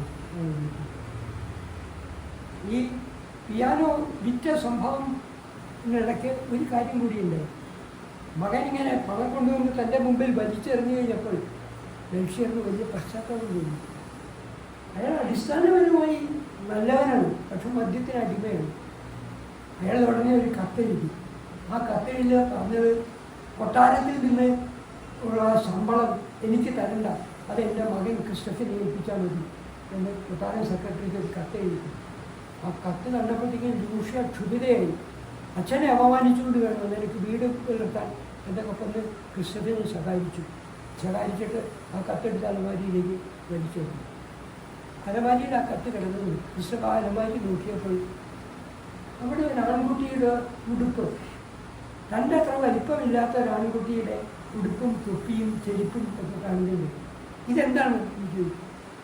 ലൂഷ്യ പറഞ്ഞു, എനിക്കൊരു ഏട്ടനുണ്ടായിരുന്നു, 2 or 3 വയസ്സിലാവും മരിച്ചുപോയി, അവൻ്റെ ഉടുപ്പാണ്. തനിക്കൊരു ജ്യേഷ്ഠനുണ്ടായിരുന്നു. താൻ ജനിക്കുന്നതിന് മുമ്പ് ഈ വീട്ടിൽ ഒരു മരണം നടന്നതാണ്. എന്നിട്ട് അമ്മയും അച്ഛനും ആ മരണത്തെപ്പറ്റി എന്നോട് പറഞ്ഞിട്ടില്ല. മരണത്തിൻ്റെ ഭീകരമായ 3ാമത്തെ മുഖം നാം കാണുന്നത് ചെയ്യുന്നത്. എന്താണ് ചെയ്യേണ്ടത് എന്ന് ഈ കുട്ടിക്ക് അറിയാൻ വയ്യാത്ത ഒരവസ്ഥയിൽ അപ്പോൾ ദാരിദ്ര്യത്തിൻ്റെ ദുഃഖം, മരണത്തിൻ്റെ ഭീതി, പണക്കാരൻ പാവപ്പെട്ടവനോട് കാണിക്കുന്ന അനീതി, ഇതൊക്കെ കൂടി ഈ 13 വയസ്സുകാരൻ്റെ മനസ്സിനെ ഞെരിച്ചമർത്തുന്ന ചിത്രമാണ് ദീൻ ക്രിസ്റ്റഫിൻ്റെ ആദ്യ ഭാഗത്ത് നമ്മൾ കണ്ടെത്തുന്നത്. ക്രിസ്റ്റഫ് അമ്മയും മാത്രമായിട്ട് താമസിക്കുമ്പോൾ അമ്മ അവരെ സാന്ത്വനിപ്പിക്കും. ഒരു സാന്ത്വനത്തിനും അവരെ തൃപ്തിപ്പെടുത്താനും പറ്റില്ല. ആ ഇടയ്ക്ക് അവൻ പിന്നെ 2 കൂട്ടുകാരികളെ കിട്ടി. ആദ എന്നും മിറ എന്നും പേരായിട്ട് മഹാപെരിച്ച പെൺകുട്ടികളായിരുന്നു. ഈ ആദയും മിറയും ക്രിസ്റ്റഫിൻ്റെ കൂട്ടുകൂടി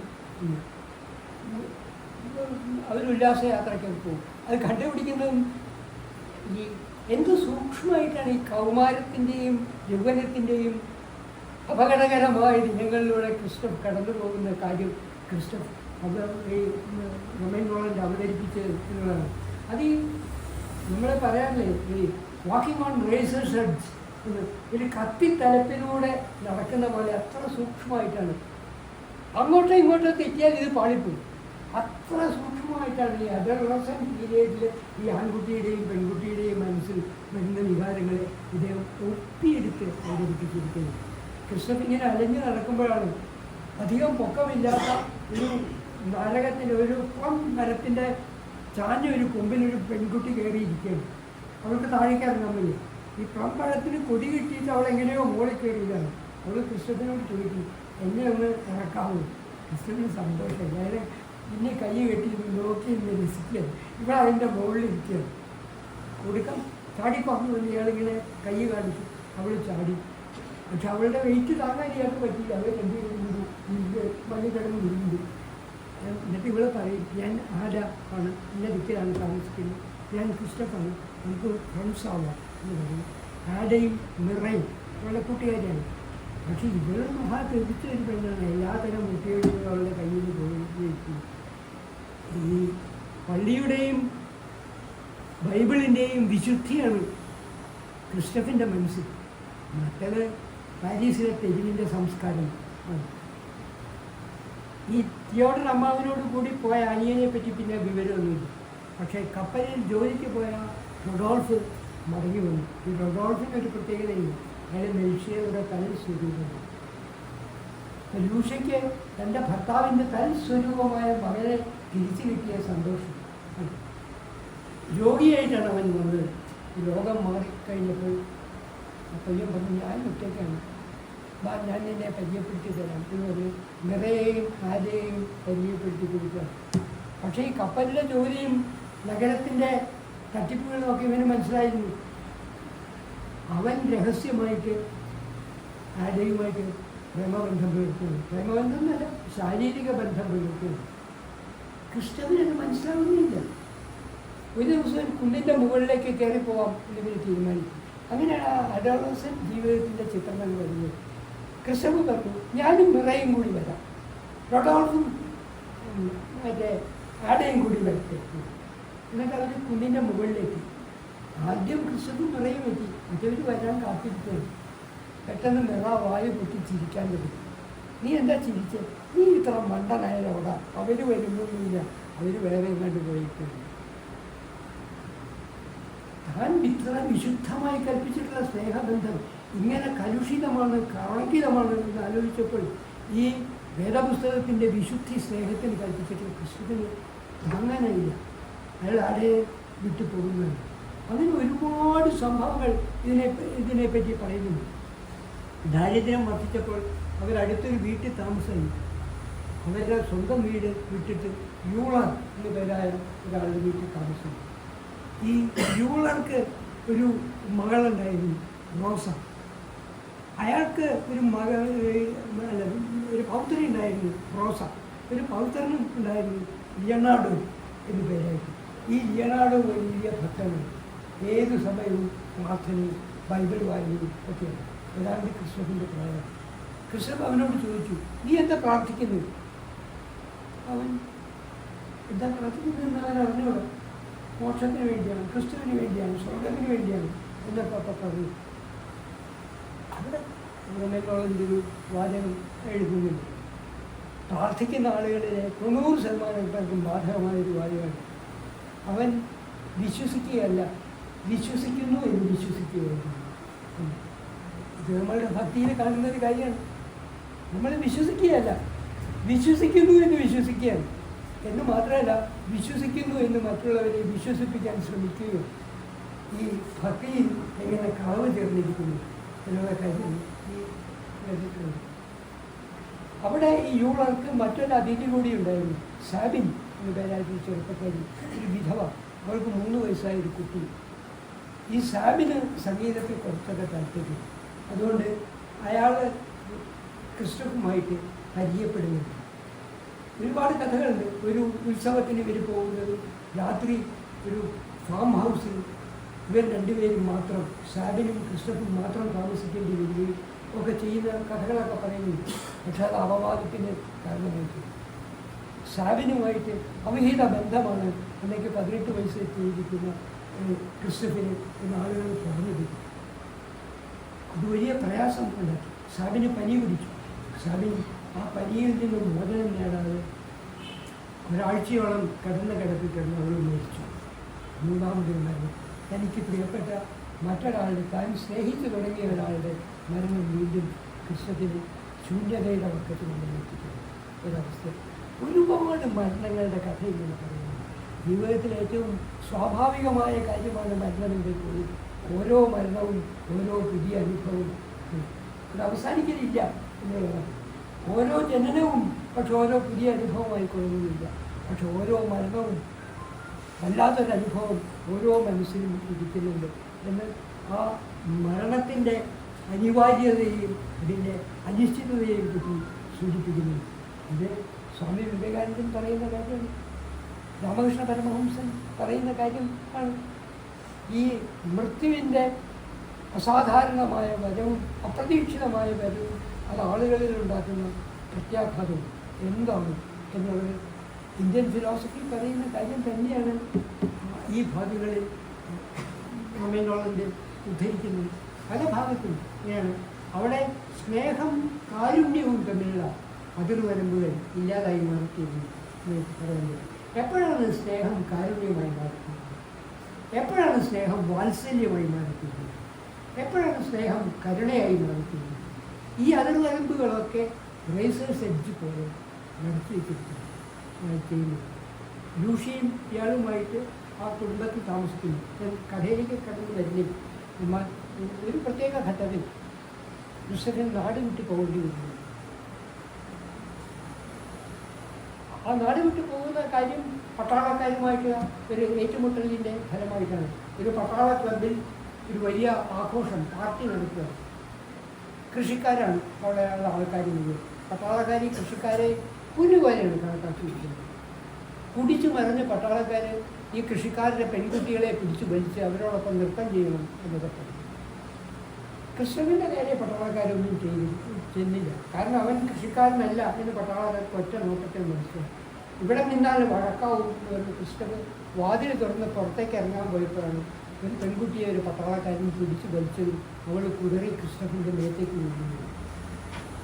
പട്ടാളക്കാരൻ വീണ്ടും പ്രവൃത്ത വീര്യനായി വന്ന ആ പെൺകുട്ടിയെ പിടിച്ച് എഴുന്നേൽപ്പിച്ചപ്പോൾ കൃഷ്ണൻ ആഞ്ഞു വലിഞ്ഞ പട്ടാളക്കാരൻ്റെ മോഹമടച്ച് ഒരൊറ്റ അടിയെ വന്നു.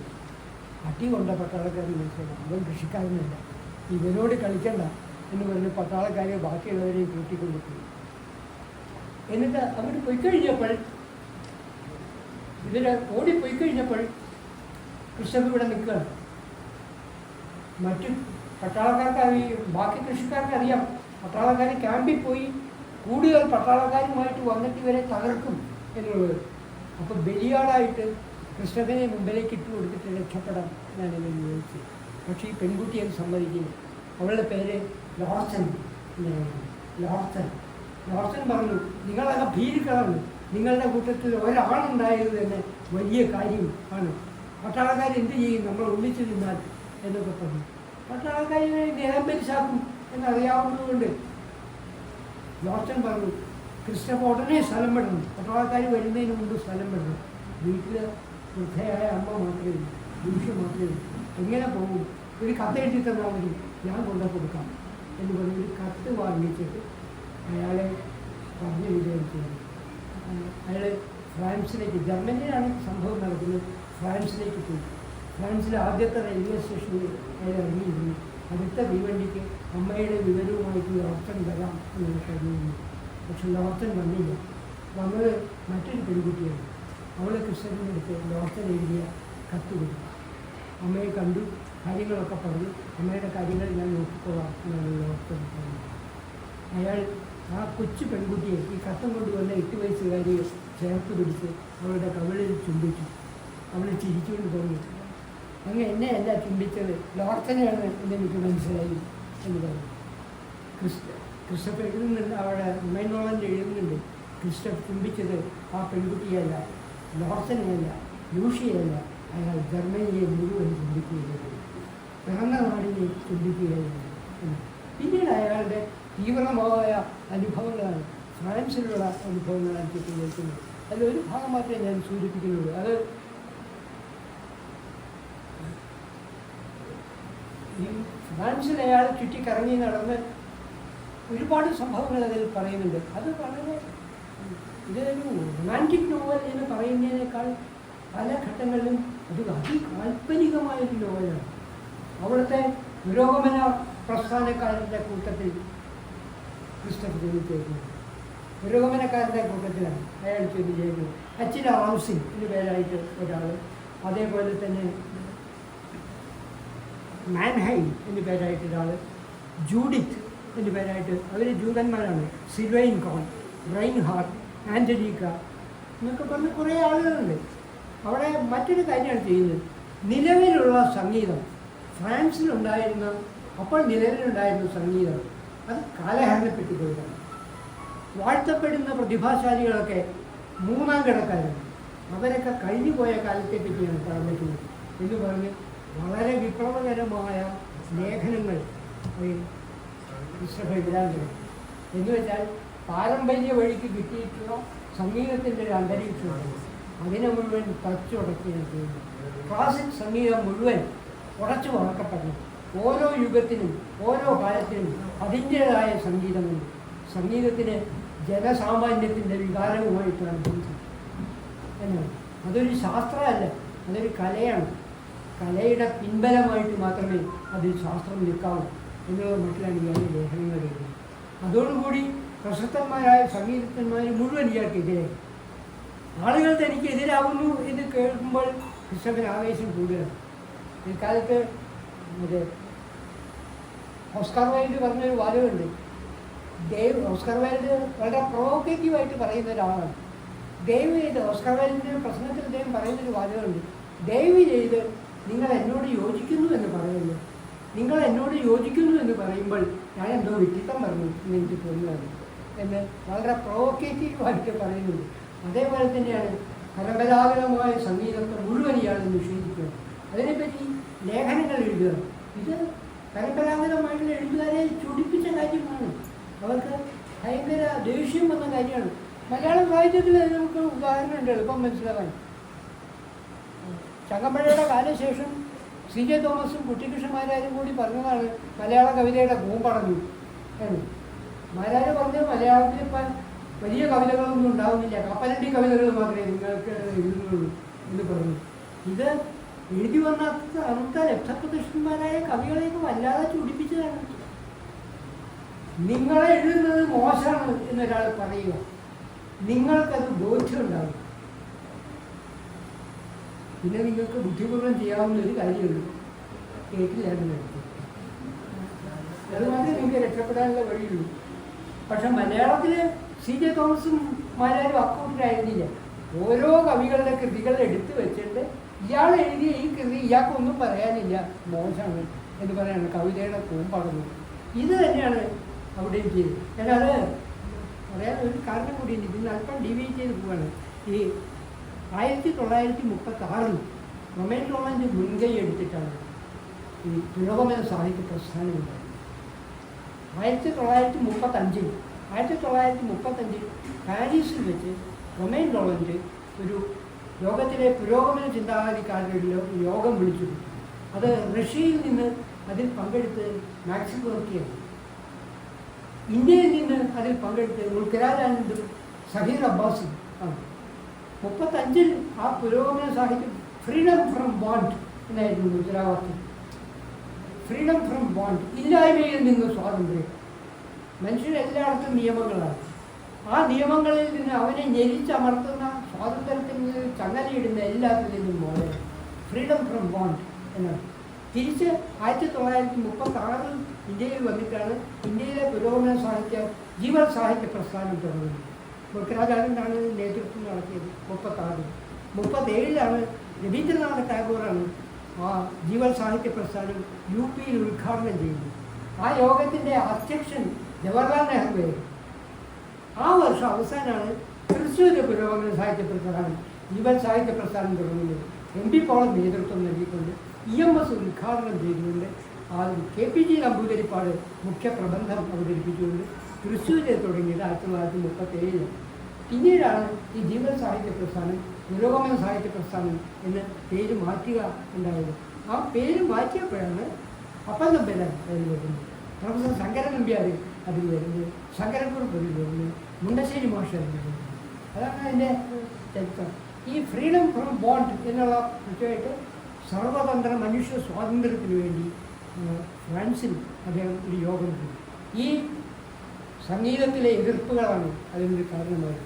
പക്ഷേ ഈ മാൻഹൈം എന്ന പേരായ സംഘാടകൻ, പുരോഗമനത്തിൻ്റെ അപ്പോസ്തലൻ എന്ന് നടിച്ചിരുന്ന അയാൾ മഹാസൂത്രക്കാരനാണ്.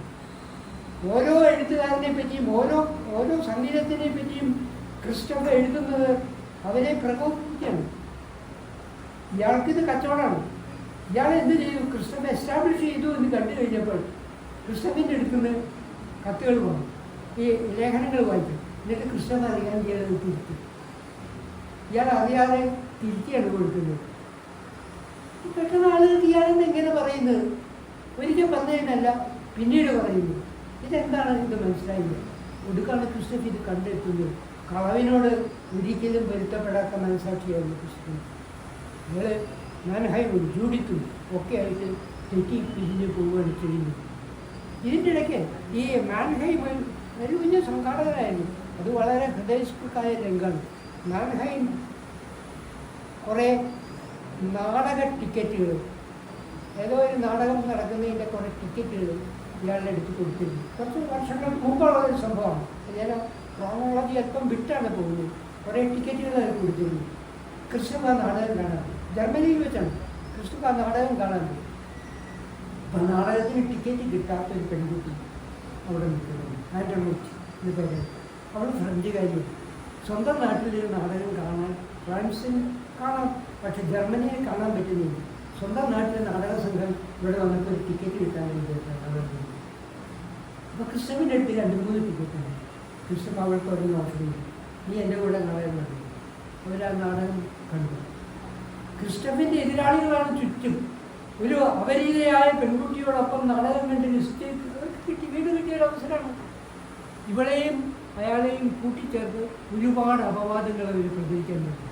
ഈ പെൺകുട്ടി ആരാണ്, അവളുടെ പേരെന്താണ്, ഇതൊന്നും ക്രിസ്റ്റഫിന് അറിയില്ല. നാടകശാലയിൽ അവർ സംസാരിച്ചിട്ട് പോലുമില്ല. നാടകം കഴിഞ്ഞിട്ട് അവളുടെ വഴിക്ക് പോയി, ഇയാളുടെ വഴിക്ക് പോയി. പക്ഷെ ഒരാഴ്ചക്കകം അപവാദം കത്തിപ്പറഞ്ഞു.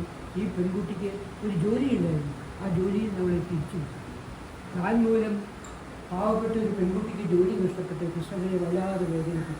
നമ്മൾ ആരാണെന്ന് വെച്ചിട്ടാണ് കണ്ടുപിടിക്കുന്നത്. ഒരു നിവൃത്തിയില്ല. കൃഷ്ണന് ആ ഇടയ്ക്ക് ഒരു കച്ചേരി, 3-4 ദിവസത്തെ കച്ചേരി കിട്ടി. ആ കച്ചേരിക്ക് അയാൾ പോയി. 4 ദിവസം നാട്ടിലുണ്ടായിരുന്നു. എന്നിട്ട് അയാൾ തീവണ്ടിയിൽ തിരിച്ചു വരുന്ന വഴി അയാൾ ആ സ്റ്റേഷനിൽ ഇറങ്ങുമ്പോൾ ഓപ്പോസിറ്റ് ഡയറക്ഷനിലേക്ക് ഒരു തീവണ്ടി പോകുന്നുണ്ട്. ആ തീവണ്ടിയിലെ ജനലിൽ അയാൾ പെൺകുട്ടിയുടെ മുഖം കണ്ടു. അവൾ ആരാണ് എന്നറിയില്ല. എന്നതിലേക്ക് അയാൾ അവിടെ പോയിരിക്കുക, കണ്ടുമുട്ടാൻ പറ്റുന്നില്ല. എത്ര സൂക്ഷ്മമായിട്ടാണ് ഈ ഇതിനെപ്പറ്റി കരുതുന്നത്. വളരെ സ്വാഭാവികം. വണ്ടി വന്ന് ഇറങ്ങി, മറ്റേ കൂടി ഒരു തീവണ്ടി അങ്ങോട്ട് പോകുന്നു. ആ തീവണ്ടിയുടെ ജനാലിൽ ഇവളുടെ മുഖം, താൻ ഒരുപാട് അന്വേഷിച്ചിട്ടുണ്ടെങ്കിൽ ഈ മുഖം കാണുന്നു, തിരിച്ചറിയാൻ പറ്റുന്നു. അവൾ പോകുന്നു. ഈ രംഗം പിന്നീട് ഫ്രാൻസിലും ആവർത്തിക്കുന്നു. ഈ ഫ്രാൻസിലെ ഇയാൾ ഈ പുരോഗമനക്കാരുടെ കൂടി എന്ന് പറഞ്ഞല്ലോ. ആ കൂട്ടുകെട്ടത്തിൽ ആഞ്ചലീക്ക എന്ന് പേരായിട്ടൊരു സ്ത്രീ ഉണ്ട്. ആഞ്ചലീക്കയുടെ ഈ പഴയ കഥകളൊക്കെ പറഞ്ഞപ്പോൾ ആഞ്ചലീക്ക അവളെ എനിക്കറിയാം, അവളെൻ്റെ കൂട്ടുകാരിയാണ്, ആൻറ്റണൈറ്റ് എന്ന് പറഞ്ഞു. ഇയാൾക്ക് വലിയ സന്തോഷമായി. പക്ഷേ അന്ന് അവൾ ആ സ്ഥലത്തില്ല, എനിക്ക് കണ്ടുമുട്ടാൻ പറ്റുന്നില്ല. പിന്നെ എപ്പോഴെങ്കിലും കാണാം. ആഞ്ചലീക്ക ഉണ്ടല്ലോ ഇടയ്ക്ക്. ക്രിസ്റ്റഫർ റോഡിൽ ഇറങ്ങി ഒരു വശത്തുകൂടെ നടക്കുമ്പോൾ അത് റോഡിൻ്റെ മറ്റേ സൈഡിലേക്ക് നോക്കിയിട്ട് അതിനെ ആൻ്റണേറ്റ് നടത്തുന്നത്. ഇയാൾ റോഡ് ക്രോസ് ചെയ്യാൻ പറ്റില്ല, വണ്ടിയിൽ ഇങ്ങനെ ഒഴുക്കുകയാണ്. ആ വണ്ടിയുടെ ഒഴുക്ക് അവസാനിപ്പിച്ച് ഇയാൾ അപ്പുറത്തേക്ക് കിടന്നപ്പോഴേക്കും അവൾ നടന്നിരിക്കുന്നു. ഇവിടെ കാണാൻ പറ്റും എന്നുള്ളത്. ഇങ്ങനെ രണ്ട് രംഗങ്ങളിൽ വളരെ സ്വാഭാവികമായിട്ട് ഈ സ്നേഹബന്ധത്തിന് വിച്ഛിക്ക് വരുന്നത്. ഇതൊരു ഹൃദയസ്ഫുടമായിട്ടാണ് അദ്ദേഹം ആ രംഗങ്ങളൊക്കെ ചിത്രീകരിച്ചിരിക്കുന്നത്. രണ്ടാമത്തെ തവണ ആൻ്റണേറ്റ് ഇയാളെ കാണുകയും ചെയ്തു. ആദ്യം തീവണ്ടി പോയപ്പോൾ അവളിയാളെ കണ്ടില്ല, ഇയാൾ അവളെ കാണുകയുണ്ടായിരുന്നു. രണ്ടാമത്തെ തവണ ഇവർ പരസ്പരം കണ്ടു, പക്ഷെ ഒന്നും ചെയ്യാൻ പറ്റില്ല എന്നുള്ളതാണ്. ആദ്യം ഇയാൾ അനുഭവിച്ച വികാര തീവ്രത രണ്ടാമത് അവരുടെ മനസ്സിലേക്ക് കൂട്ടിക്കൊണ്ടുവരുന്നു. ഒരേ രംഗം തന്നെ, സംഭവം ഒന്ന് തന്നെയാണ്. അത് രണ്ട് ദിക്കിൽ ആവർത്തിച്ചപ്പോൾ അതിൻ്റെ ഇൻറ്റൻസിറ്റി രണ്ടാമത്തേൽ എത്ര കണ്ട് കൂട്ടി. അതാണ് ആ എഴുത്തിൻ്റെ ക്രാഫ്റ്റ് എന്ന് നമ്മൾ പറയുന്നത്. ഒരു സാധാരണ സംഭവം അസാധാരണമായി വർണ്ണിക്കുന്നതാണ് ഈ ക്രാഫ്റ്റിൻ്റെ മേന്മ നമ്മൾക്ക് കണക്കാക്കാൻ ശ്രമിക്കുന്നത്. ഒടുക്കം അവർ എന്ത് ചെയ്തതെന്ന് വെച്ചാൽ ക്രിസ്റ്റഫിൻ്റെ ഒരു പാട്ട് പാടിക്കണം, അയാൾ എഴുതിയ ഒരു ഗാനനാടകം അവതരിപ്പിക്കാം എന്ന് പറഞ്ഞു. ഗാനനാടകം അവതരിപ്പിക്കുന്നതിന് റിഹേഴ്സൽ കാണാൻ ഇയാളെ വിളിച്ചു. ഇയാൾ പറഞ്ഞു ഈ നടിയെ ഒന്നിനും കൊള്ളില്ല, അവൾക്ക് എൻ്റെ നാടകം എന്താണെന്ന് മനസ്സിലായില്ല, അവളെ മാറ്റണം. പക്ഷെ നാടക സംഘാടകൻ എന്ത് ചെയ്യാൻ സമ്മതിക്കില്ല. അയാളുടെ കാമുകയാണ്, അവൾക്ക് വേണ്ടിയിട്ടാണ് ഈ നാടകം അയാൾ അവതരിപ്പിക്കുന്നത്, അല്ലാതെ ക്രിസ്മസിന് വേണ്ടിയിട്ടാണ്. എന്നാൽ നിങ്ങൾ ഇഷ്ടം പോലെ ചെയ്തോളൂ, ഞാനിതൊന്നും പങ്കില്ല എന്ന് പറഞ്ഞ് അയാൾ അവരെ ഉപേക്ഷിച്ച് പോകുന്നതായിട്ടുള്ള ചിത്രമാണ് കാണുന്നത്. അത് ഒരുപാട് തിരിച്ചടികൾ ഇയാൾക്ക് വരുന്നുണ്ട്. ജീവിതത്തിൽ ഒരുപാട് ദുഃഖങ്ങൾ അനുഭവിക്കുന്നുണ്ട്. ഫ്രാൻസിൽ അയാൾക്ക് പിന്നെ ഒരു പരിചയം കിട്ടിയത് ഓട്ടോ ഡൈനർ, നമ്മൾ പഴയ കൂട്ടുകാരുണ്ടായിരുന്നു അല്ലേ, ബോട്ട് സ്ഥലം കൊടുത്ത ഓട്ടോ അപ്പോഴത്തേക്കും ചെറുപ്പക്കാരനായി അയാൾ അവിടെ തുണിക്കച്ചവടക്കാരനാണ്. ക്രിസ്റ്റഫ് അയാളുടെ അടുത്ത് സഹായത്തിന് വേണ്ടി ചെയ്തു. ഓട്ടോ അപരിചിതനെ പോയി കണ്ടിട്ട് കുട്ടിക്കാലത്ത് അങ്ങനെയൊക്കെ വല്ലുന്നതാണ്. അപ്പോൾ വിപ്ലവകാരിയായ നിൻ്റെ കൂടെ വന്നു കഴിഞ്ഞാൽ എൻ്റെ കച്ചവടമാണ്, നീ പറ്റാം. ഇയാൾക്ക് എങ്ങും ചെയ്യാനില്ല. അയാൾ ചില സ്കൂളുകളിൽ പാട്ട് പഠിപ്പിക്കാൻ തുടങ്ങുന്നുണ്ട്. ഈ ആഞ്ചലിക്ക റെയിൻഹാർട്ട് എന്ന് വരാൻ രണ്ടുപേരെ പറ്റി പറഞ്ഞു. അതിൽ മറ്റൊരു നാടകീയമായ രംഗമാണ്. ഈ റെയിൻഹാർട്ട് ക്രിസ്റ്റഫിനോട് യഥാർത്ഥ സ്നേഹമുള്ളവരാണ്. ക്രിസ്റ്റഫിൻ്റെ കുറേ പാട്ടുകൾ അയാളുടെ പരിചയക്കാർക്ക് കരുതി.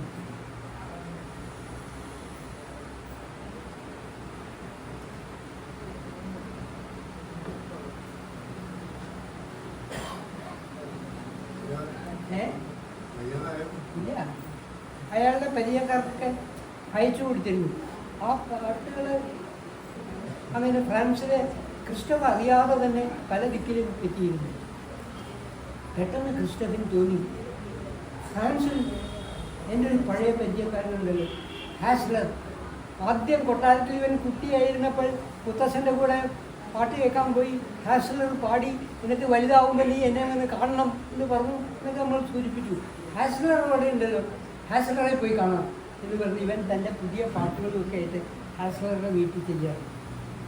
ബെല്ലടിച്ച് ഹാസ്ലർക്ക് വാതിൽ തുറന്നു. ആരാ? അപ്പോൾ വലുതായാൽ വന്ന് കാണണം എന്നങ്ങ് പറഞ്ഞിരുന്നു. ഞാൻ ക്രിസ്റ്റഫാണ്. എന്താ വേണ്ടേ? എൻ്റെ പുതിയ പാട്ടുകൾ നോക്കണം.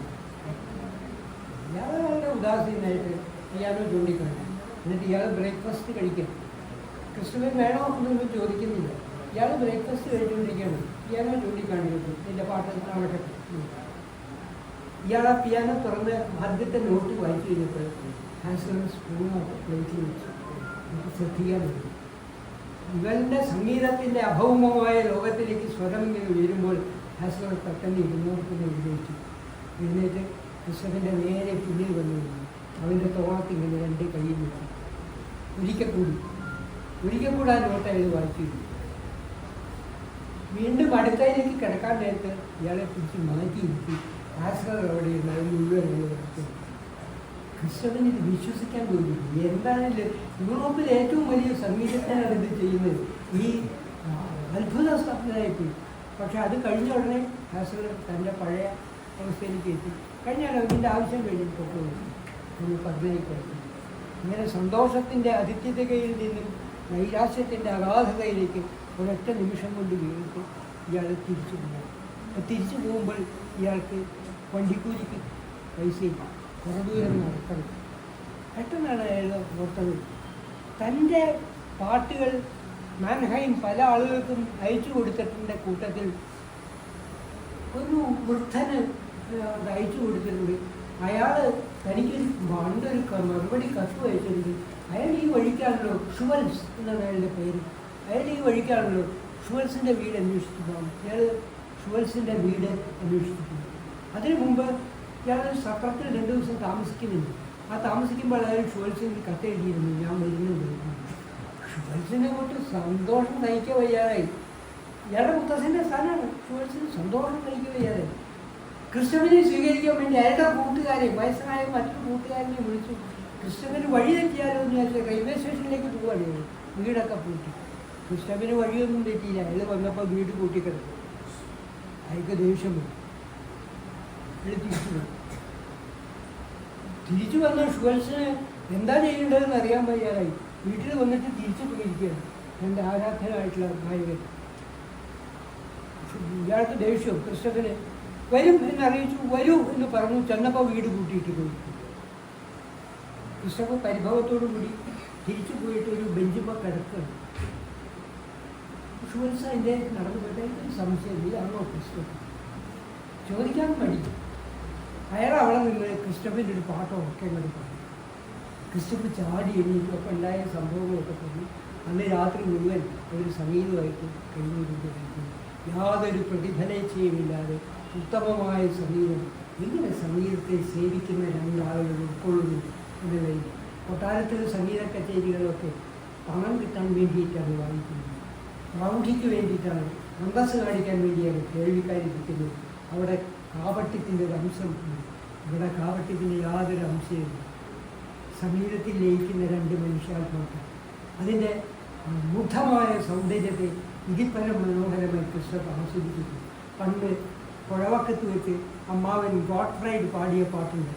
ആ പാട്ടിൻ്റെ മാറ്റുകയാണ് ഇയാളുടെ മനസ്സിൽ മുഴുവൻ. പിറ്റേ ദിവസം രാവിലെ യാത്ര പറഞ്ഞ് ഇവിടെ പുറപ്പെടുന്നു. അവിടെയാണ് പിന്നീട് ദുഃഖത്തിൻ്റെ മറ്റൊരു കഷണം വെക്കുന്നത്. ഇയാൾ നടന്നു പോകുമ്പോൾ കൊടുന്നനെ മഴ പെയ്തു. മഴ പെയ്തപ്പോൾ അടുത്ത വീട്ടിലേക്ക് ഇയാൾ ഓടിക്കയറി. ആ വീടിൻ്റെ മുമ്പിൽ ഒരു കസേരയിൽ ഒരു പെൺകുട്ടി കമ്പിളി നൂല് കൊണ്ട് ഇങ്ങനെ മെടഞ്ഞ് ഒരു തൊപ്പി ഉണ്ടാക്കിക്കൊണ്ടിരിക്കുകയാണ്. കാൽപ്പെരുമാറ്റം കേട്ടിട്ട് അവൾ പറഞ്ഞു, കയറി നിന്നോളൂ, മഴ കൊള്ളാൻ നടത്തുന്നു. അയാൾ കയറി നിന്നു. കുറച്ച് നേരം കഴിഞ്ഞപ്പോൾ ഈ പെൺകുട്ടിയുടെ അമ്മ, അവൾ വയലിൽ പണിയെടുക്കാൻ പോയിരിക്കുകയായിരുന്നു, വന്ന് ഇവർ സംസാരിക്കും. ഈ പെൺകുട്ടി അകത്തേക്ക് ഇങ്ങനെ തപ്പി പോകുന്നു. അപ്പോഴാണ് ഇയാൾക്ക് മനസ്സിലായി അവൾക്ക് കാഴ്ചയില്ല, അവൾ അന്ധയായ പെൺകുട്ടിയാണ്.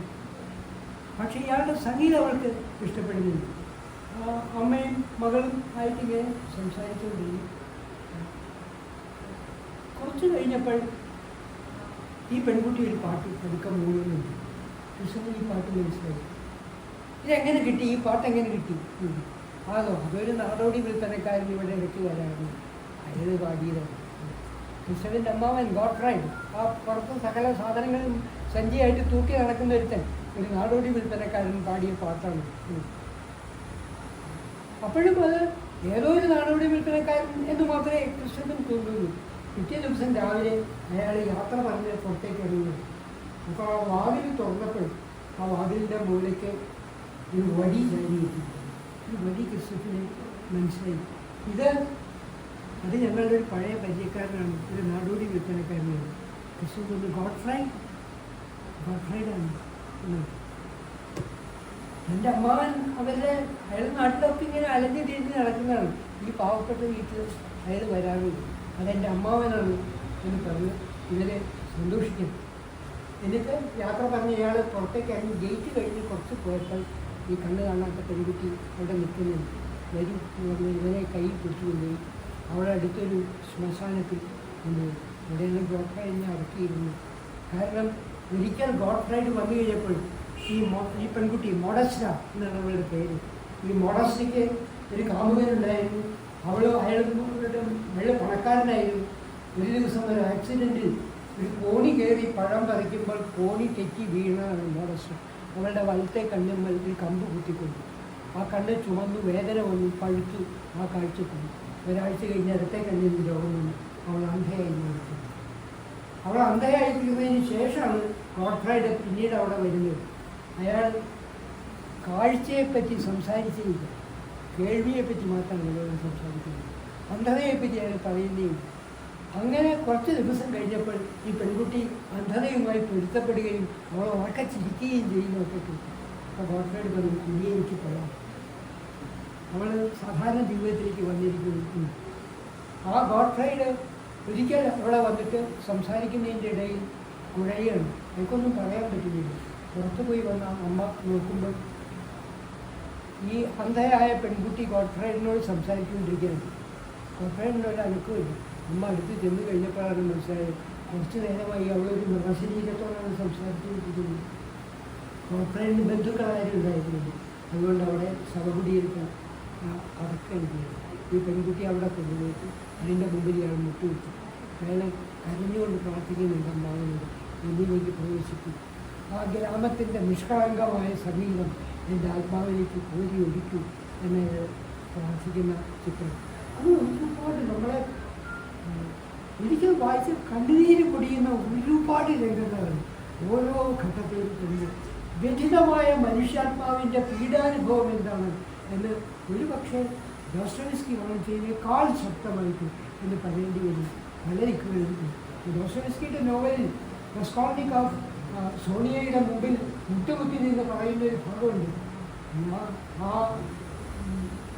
വിധവയെയും അവളുടെ സഹോദരിയെയും അലീനായി നോവനെയും വെട്ടിക്കൊന്നത് ഞാനാണ്, കവർച്ചയായിരുന്നു എൻ്റെ ഉദ്ദേശം എന്ന് സോണിയയുടെ കുറ്റം എനിക്ക് പറയുന്ന ഒരു ഭാഗം ഉണ്ട്. അതിനേക്കാൾ തീവ്രമായിട്ടുള്ള വികാര ഭാഗങ്ങളാണ് ഈ കൃതിയിൽ പലരിക്കും ചിത്രീകരിച്ചിട്ടുള്ളത്. ഈ മോഡസ്റ്റയുടെ കഥ അക്കൂട്ടത്തിൽ പെട്ട ഒന്നാണ്. ഗോഡ്ഫ്രൈഡും ആയിട്ടുള്ള ബന്ധത്തെ പറ്റിയാണ് അത് ചിത്രീകരിക്കുന്നത്. ഇതിൻ്റെ അവസാന ഭാഗത്തിലേക്ക് എത്തുമ്പോൾ മറ്റൊരു കഥാപാത്രത്തെ പറ്റി കൂടി നിങ്ങൾ പരിചയപ്പെടുന്നതുണ്ട്. അതും അഭിമാനത്തിൻ്റെയും ദാരിദ്ര്യത്തിൻ്റെയും കഥകൾ കൂട്ടിച്ചേർക്കുന്നത്. ഇതിനിടയ്ക്ക് ജെന്നിൻ എന്ന പേരായിട്ട് ഒരു ബാങ്ക് കച്ചവടക്കാരൻ വരുന്നു. അതിന് പണം കടം കൊടുക്കുന്ന ഒരാളാണ്. അയാളുടെ ബാങ്ക് പോയി, കടം വന്നു, മുഴുവൻ നഷ്ടപ്പെട്ടു. ഈ ജെന്നിൻ്റെ 2 മക്കളുണ്ടായിരുന്നു, ഒളിവിയറും ആൻ്റണൈറ്റും. അച്ഛൻ പണം വന്ന് മുഴുവൻ നശിച്ചു. എന്നിട്ട് ഒരു ദിവസം ഈ ജെന്നിൻ ആത്മഹത്യ ചെയ്തു. കുട്ടികൾ വർത്തമാനം പറഞ്ഞുകൊണ്ടിരിക്കുന്നു, അമ്മയുമായിട്ട് വർത്തമാനം പറഞ്ഞുകൊണ്ടിരിക്കുമ്പോൾ കിടപ്പുമുറിയിൽ നിന്നൊരു വെടിയൊച്ച കേൾക്കും. ഇവർ ഓടിച്ചെന്ന് കഴിഞ്ഞപ്പോൾ മേശപ്പുറത്ത് ഇങ്ങനെ ചോരയെ കുത്തിരിക്കുന്നുണ്ട്. അതിൽ സ്വയം നിറയിച്ച് ചെയ്യുന്നു. കുറച്ച് ദിവസം കഴിഞ്ഞ് രോഗിണിയായ ഇവരുടെ അമ്മയും മരിച്ചു. ആൻ്റണൈറ്റിന് അനിയനെ സംരക്ഷിക്കേണ്ട ചുമതലയാണ്, ഒളിവിയറെ സംരക്ഷിക്കേണ്ട ചുമതലയാണ്. ഈ ആൻ്റണൈറ്റും ഒളിവിയറും തമ്മിലുള്ള ബന്ധമാണ് പിന്നീട് ആ കഥയിൽ മുഴുവൻ നമ്മൾ കണ്ടെത്തുന്നു. ഈ ഇവരെ തെരുവിൽ വെച്ച് കാണാതെ പോയ, കണ്ടുമുട്ടാൻ പറ്റാതെ പോയ കുട്ടിയുള്ളത്. ആ കുട്ടിയാണ് ആൻ്റണൈറ്റ്. തീവണ്ടിയിൽ ക്രോസ് ചെയ്ത് പോയത്, റോഡിൻ്റെ മറുവശത്തുകൂടി നടന്നു പോയത് ആ ആൻ്റണൈറ്റിനെയാണ് കണ്ടെത്തുന്നത്. അവളുടെ അനിയനാണ് ഒളിവിയർ. ഈ ഒളിവിയറിനെ പഠിപ്പിക്കാൻ വേണ്ടിയിട്ട് ഒരുപാട് ബുദ്ധിമുട്ടുന്നുണ്ട്, ശാരീരികമായിട്ട് ഒരുപാട് ബുദ്ധിമുട്ടുന്നുണ്ട്. അതിൻ്റെ ഫലമായി ആൻ്റണൈറ്റ് രോഗിണിയാണ്. ആ ആൻ്റണൈറ്റ് മരിക്കുകയാണ്. ഒളിവിയർ നിരീശ്വരവാദിയാണ്.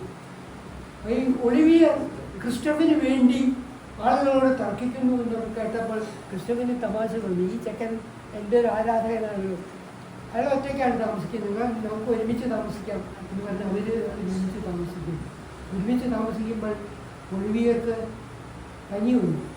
അപ്പോൾ ഏതോ മരുന്ന് അയാളുടെ നെഞ്ചത്തിങ്ങനെ തടവുകയാണ് ക്രിസ്റ്റഫ്. ഇങ്ങനെ തടവുമ്പോഴാണ് അയാൾ കഴുത്തിലിട്ടിരുന്നൊരു മാല, ആ മാലയുടെ അറ്റത്തൊരു കുരിശും കാണുന്നു. നിരീശ്വരവാദിയായ ഇവനെങ്ങനെ ഈ കുരിശ് കഴുത്തിലിട്ടിരിക്കുന്നു എന്ന് അതെൻ്റെ ചേച്ചി കൊണ്ടാണ്. ആരാണ് ചേച്ചി? ആണ് ആൻ്റണൈറ്റ്. അങ്ങനെയാണ് ആൻ്റണൈറ്റിന് തന്നോട് ആദരമായിരുന്നു, സ്നേഹമായിരുന്നു എന്നൊക്കെ ക്രിസ്റ്റഫ് മനസ്സിലാക്കുന്നു. അത് ഒരുപാട് നൽകുന്നു. പിന്നെ ഇവരുടെ ഒരു വഴിക്കോട്ടയിൽ വെച്ചൊരു യുദ്ധം, മെയ് ദിനം ആഘോഷിക്കുമ്പോൾ ആളുകൾ തമ്മിലുള്ള യുദ്ധം വരുന്നത്, ഒളിവിയർ ആ യുദ്ധത്തിൽ മരിച്ചു പോകുന്നതായിട്ട് വെച്ചിട്ടുണ്ട്. ചില ആളുകൾ ഇയാൾ ഫ്രാൻസിലൂടെ തിരിച്ച് ജർമ്മനിയിൽ വന്നിട്ട് ഇങ്ങനെ നടന്നു പോകുന്നതല്ലേ, ജർമ്മനിയിൽ വന്നിട്ട് ഇങ്ങനെ നടന്നു പോകുമ്പോൾ പണ്ട് ഇയാൾ കൊട്ടാരത്തിൽ പഠിപ്പിക്കാൻ പോകുമ്പോൾ ഒരു മയിൽക്കുഞ്ഞിമ കയറി ഇന്നൊരു വീട്ടിലേക്ക് നോക്കിയെന്ന് ഞാൻ പറഞ്ഞു. അവിടേക്ക് ഇപ്പോൾ അവനിങ്ങനെ നോക്കി നിന്നു. പണ്ട് ഞാൻ ഈ കൊട്ടാരത്തേക്ക് നോക്കി നിന്നിട്ടാണ്. പെട്ടെന്ന് ഇയാളുടെ അടുത്തുകൂടി ഒരു കുതിരവണ്ടി അങ്ങോട്ട് കടന്നു പോയി. ഇയാൾ നോക്കിയപ്പോൾ ആ കുതിരവണ്ടിയിൽ നിന്ന് വെളുത്ത് തടിച്ചൊരു സ്ത്രീ കുതിരവണ്ടി നിർത്തി ചാടി ഇറങ്ങി ഇങ്ങോട്ട് വന്ന് ഇയാളുടെ 2 കൈയും പിടിച്ചു. മിന്ന ഇയാൾ പാട്ട് പഠിപ്പിച്ചിരുന്ന ആ പെൺകുട്ടി കർച്ചീഫ് നിലത്തിട്ടിട്ട് എടുത്തതാ എന്ന് പറഞ്ഞ ആ പെൺകുട്ടി ഉണ്ടല്ലോ, മിന്ന ആണ്. അവരുടെ സൗഹൃദം പിന്നീട് വളരുന്നതായിട്ട് ചിത്രീകരിച്ചിരിക്കുന്നു. ലൂഷ്യ മരിച്ചിരിക്കുന്നു. ലൂഷ്യ ഇങ്ങനെ അബോധാവസ്ഥയിൽ കിടക്കുമ്പോഴാണ് ക്രിസ്റ്റഫ് അവിടെ ചെല്ലുന്നു. ലൂഷ്യ മരിച്ചു. ലൂഷ്യയെ സംസ്കരിച്ചു. പക്ഷെ ക്രിസ്റ്റഫിന് ജർമ്മനിയിൽ നിൽക്കാൻ പാടില്ല. ഗവൺമെൻറ് എതിരാണ്, ഇയാളെ അറസ്റ്റ് ചെയ്യും. എന്നിട്ട് ഒളിവിയർ വന്നിട്ട് ക്രിസ്റ്റഫ് ആണ് എന്ന് പറഞ്ഞ് അവിടെ നിന്ന് ക്രിസ്റ്റഫിനെ പറഞ്ഞു വിടും. പിന്നീട് വർഷങ്ങൾക്ക് ശേഷം അയാൾ ഈ സ്ഥലത്തൊക്കെ വീണ്ടും വരുന്നു. അപ്പോഴേക്ക് ഇതൊക്കെ മാറിപ്പോയിട്ടുണ്ട്. താൻ ജനിച്ചു വളർന്ന വീട് ഇപ്പോൾ ഒരു ഫാം ഹൗസായി മാറിക്കൊണ്ടിരിക്കുകയാണ്. താൻ നടന്നു പോയിരിക്കുന്ന വഴിയുടെ ചുറ്റും വലിയ വ്യവസായശാലകളാണ് വന്നിരിക്കുന്നത്. ആകെ അയാൾക്ക് തോന്നിയത് അവിടെ ഒരു സ്ട്രീറ്റിന്, ഒരു ചെറിയ വഴിക്ക് പേരിട്ടിരിക്കുന്നത് ക്രിസ്റ്റഫിൻ്റെ പേര്. അയാൾ സംഗീത ലോകത്തിൽ അത്രയും പ്രസിദ്ധനായിക്കഴിഞ്ഞു. അയാൾ ശ്മശാനത്തിലേക്ക് പോകുന്നതാണ്. ശ്മശാനത്തിൽ പോയിട്ട് എൻ്റെ മുത്തച്ഛൻ്റെ ശവകുടീരത്തിൻ്റെ മുമ്പിൽ നിൽക്കും, അച്ഛൻ്റെ ശവകുടീരത്തിൻ്റെ മുമ്പിൽ നിൽക്കും, അമ്മയുടെ ലൂഷ്യയുടെ ശവകുടീരത്തിന് മുമ്പിൽ നിൽക്കും. അപ്പോൾ ആ ശ്മശാനം സൂക്ഷിക്കുകാരൻ കഴിയുന്നു. ഒരു സ്ത്രീ എല്ലാ കൊല്ലവും ആ ഒരു പ്രത്യേക ദിവസം വന്ന് ഈ സ്ത്രീയുടെ ശവകുടീരത്തിൽ പൂക്കൾ വയ്ക്കാറുണ്ട്. ക്രിസ്റ്റഫിന് മനസ്സിലായി, ലോർസൺ പട്ടാളക്കാരുടെ ഇടയിൽ ഇന്നിവനെ രക്ഷിച്ച പറഞ്ഞേക്കില്ല. ലോർസനാണ് മുന്നിൽ വെക്കാറുള്ളത്. ലോർസൺ എവിടെയാണ് എന്നറിയില്ല. അയാൾ മനസ്സിന് നന്ദി പറഞ്ഞുകൊണ്ട് പുറത്തേക്ക് വരികയാണ്. ഒരു ശവകുടീരത്തിൻ്റെ അവിടെ എത്തിയപ്പോൾ കുട്ടിക്കാലത്ത് ഇയാളോടൊപ്പം പഠിച്ചിരുന്നു എൻ്റെ പേരാണ് എഴുതിയത്.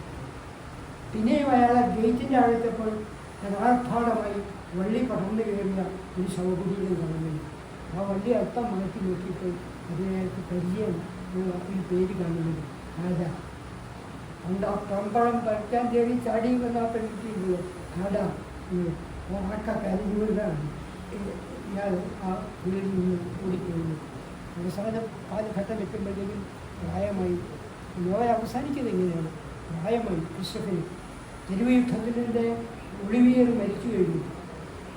അതിനിടയ്ക്ക് ഈ ജാക്വലിൻ എന്ന് പേരായിട്ടൊരു പെൺകുട്ടി വരുന്നുണ്ട്. ഒളിവിയറുടെ ഭാര്യയായിട്ട് അവരുടെ അലോട്ട്മെൻറ്റും കഥകളും ഒക്കെ ഇതിൻ്റെ കൂട്ടത്തിൽ വരുന്നുണ്ട്. ഈ ചെറിയ ചെറിയ ചെറിയ കഥകൾ മുഴുവൻ ഓർത്തിരിക്കുന്നത് ഒരു പട്ടുനൂലിലാണ്. ശാശ്വതമായ ദുഃഖം എന്നുള്ള പട്ടുനൂലിൽ ദാരിദ്ര്യം, രോഗം, യുദ്ധം, മർത്യജീവിതത്തിൻ്റെ വേരിലും തടിയിലും പൂവിലും കയ്പിൻ ഗന്ധം എന്ന് പറയുന്നത്. ഈ കുമാരയുടെ കവിതയാണത്. കേവലം ഖനീഭൂതമാകിയ കണ്ണീരാണി ഭൂതലം, നെടുവീർപ്പാണി അന്തരീക്ഷം പോലും, ചോരതൻ തണുത്തുറച്ചൊരു കട്ടകളാണ് ഈ പാലിലെ പല കരിമ്പാറക്കെട്ടുകൾ പോലും. ദാരിദ്ര്യം, രോഗം, യുദ്ധം, മർത്യജീവിതത്തിൻ്റെ വേരിലും തടിയിലും പൂവിലും കയ്പിൻ ഗന്ധം. രോഗാതുരനായി കിടക്കുന്ന വൃദ്ധനായ ക്രിസ്റ്റഫ് ഒരു സ്വപ്നം കാണുന്നിടത്താണ് നോവൽ അവസാനിക്കുന്നത്. അയാളൊരു നദി കുഴിയെ കിടക്കുകയാണ്. ശക്തമായി ഒഴുകുന്ന ഒരു നദിയാണ്. അയാളുടെ തോളത്ത് ഭാരമുള്ള ഒരു കുട്ടി കയറി ഇരിക്കുന്നു എന്നാണ്. അയാൾ ആ കുഞ്ഞിനോട് ചോദിക്കുന്നുണ്ട്, നീ ആരാണ്? ആ കുട്ടി മറുപടി പറയുന്നുണ്ട്, ഞാൻ വരാനുള്ള ദിവസങ്ങളാണ്. നമ്മൾ ഉദയത്തിലേക്കാണ് പോകുന്നത്. വരാനുള്ള ദിവസമാണ്, ഉദയത്തിലേക്കാണ് നമ്മൾ പോകുന്നത് എന്ന് പറഞ്ഞാണ് ഈ നോവൽ അവസാനിപ്പിക്കുന്നത്. ഇതിന് പല ഭാഗത്തും വെസ്റ്റേൺ മ്യൂസിക്കിൻ്റെ ക്രിറ്റിസിസം വരുന്നുണ്ട്. അത് നമുക്ക് പലപ്പോഴും മനസ്സിലാക്കാൻ സാധിക്കുന്നുണ്ട്, അതിൻ്റെ സൂക്ഷ്മതലത്തിൽ. പക്ഷേ ഇതിൽ മനുഷ്യജീവിതമുണ്ട്. ആ മനുഷ്യജീവിതത്തിന് തുല്യമായിട്ടുള്ള മനുഷ്യജീവിത ചിത്രങ്ങൾ എൻ്റെ പരിമിതമായ വായനകളിൽ ഞാൻ മഹാഭാരതത്തിൽ മാത്രമേ മറ്റൊരു ദിക്കിലും അത് കണ്ടെത്താൻ പറ്റുന്നു. 20-ാം നൂറ്റാണ്ടിൻ്റെ ഇതിഹാസം എന്ന് വിളിക്കാവുന്ന കൃതിയാണ് രമേന്ദ്രനാഥ്. വളരെ വലിയ പുസ്തകമാണ് എങ്കിൽ പോലും അത് വായിച്ചാൽ കിട്ടുന്നതായിട്ടുള്ള മനുഷ്യത്വത്തെ പറ്റിയുള്ള ഒരു സങ്കല്പമുണ്ട്. ആ സങ്കല്പം നമ്മുടെ കാലഘട്ടം ആവശ്യപ്പെടുന്ന സങ്കല്പം അപക്രമാണ്. നിങ്ങൾക്ക് ഈ പുസ്തകം വായിക്കാൻ തോന്നുന്നുണ്ട് ഈ പ്രഭാഷണം കൊണ്ട് ഇതുണ്ടെങ്കിൽ അതൊരു വലിയ ധന്യതയായിരിക്കുന്നു ഞാൻ കണക്കാക്കുന്നത്. നമസ്കാരം.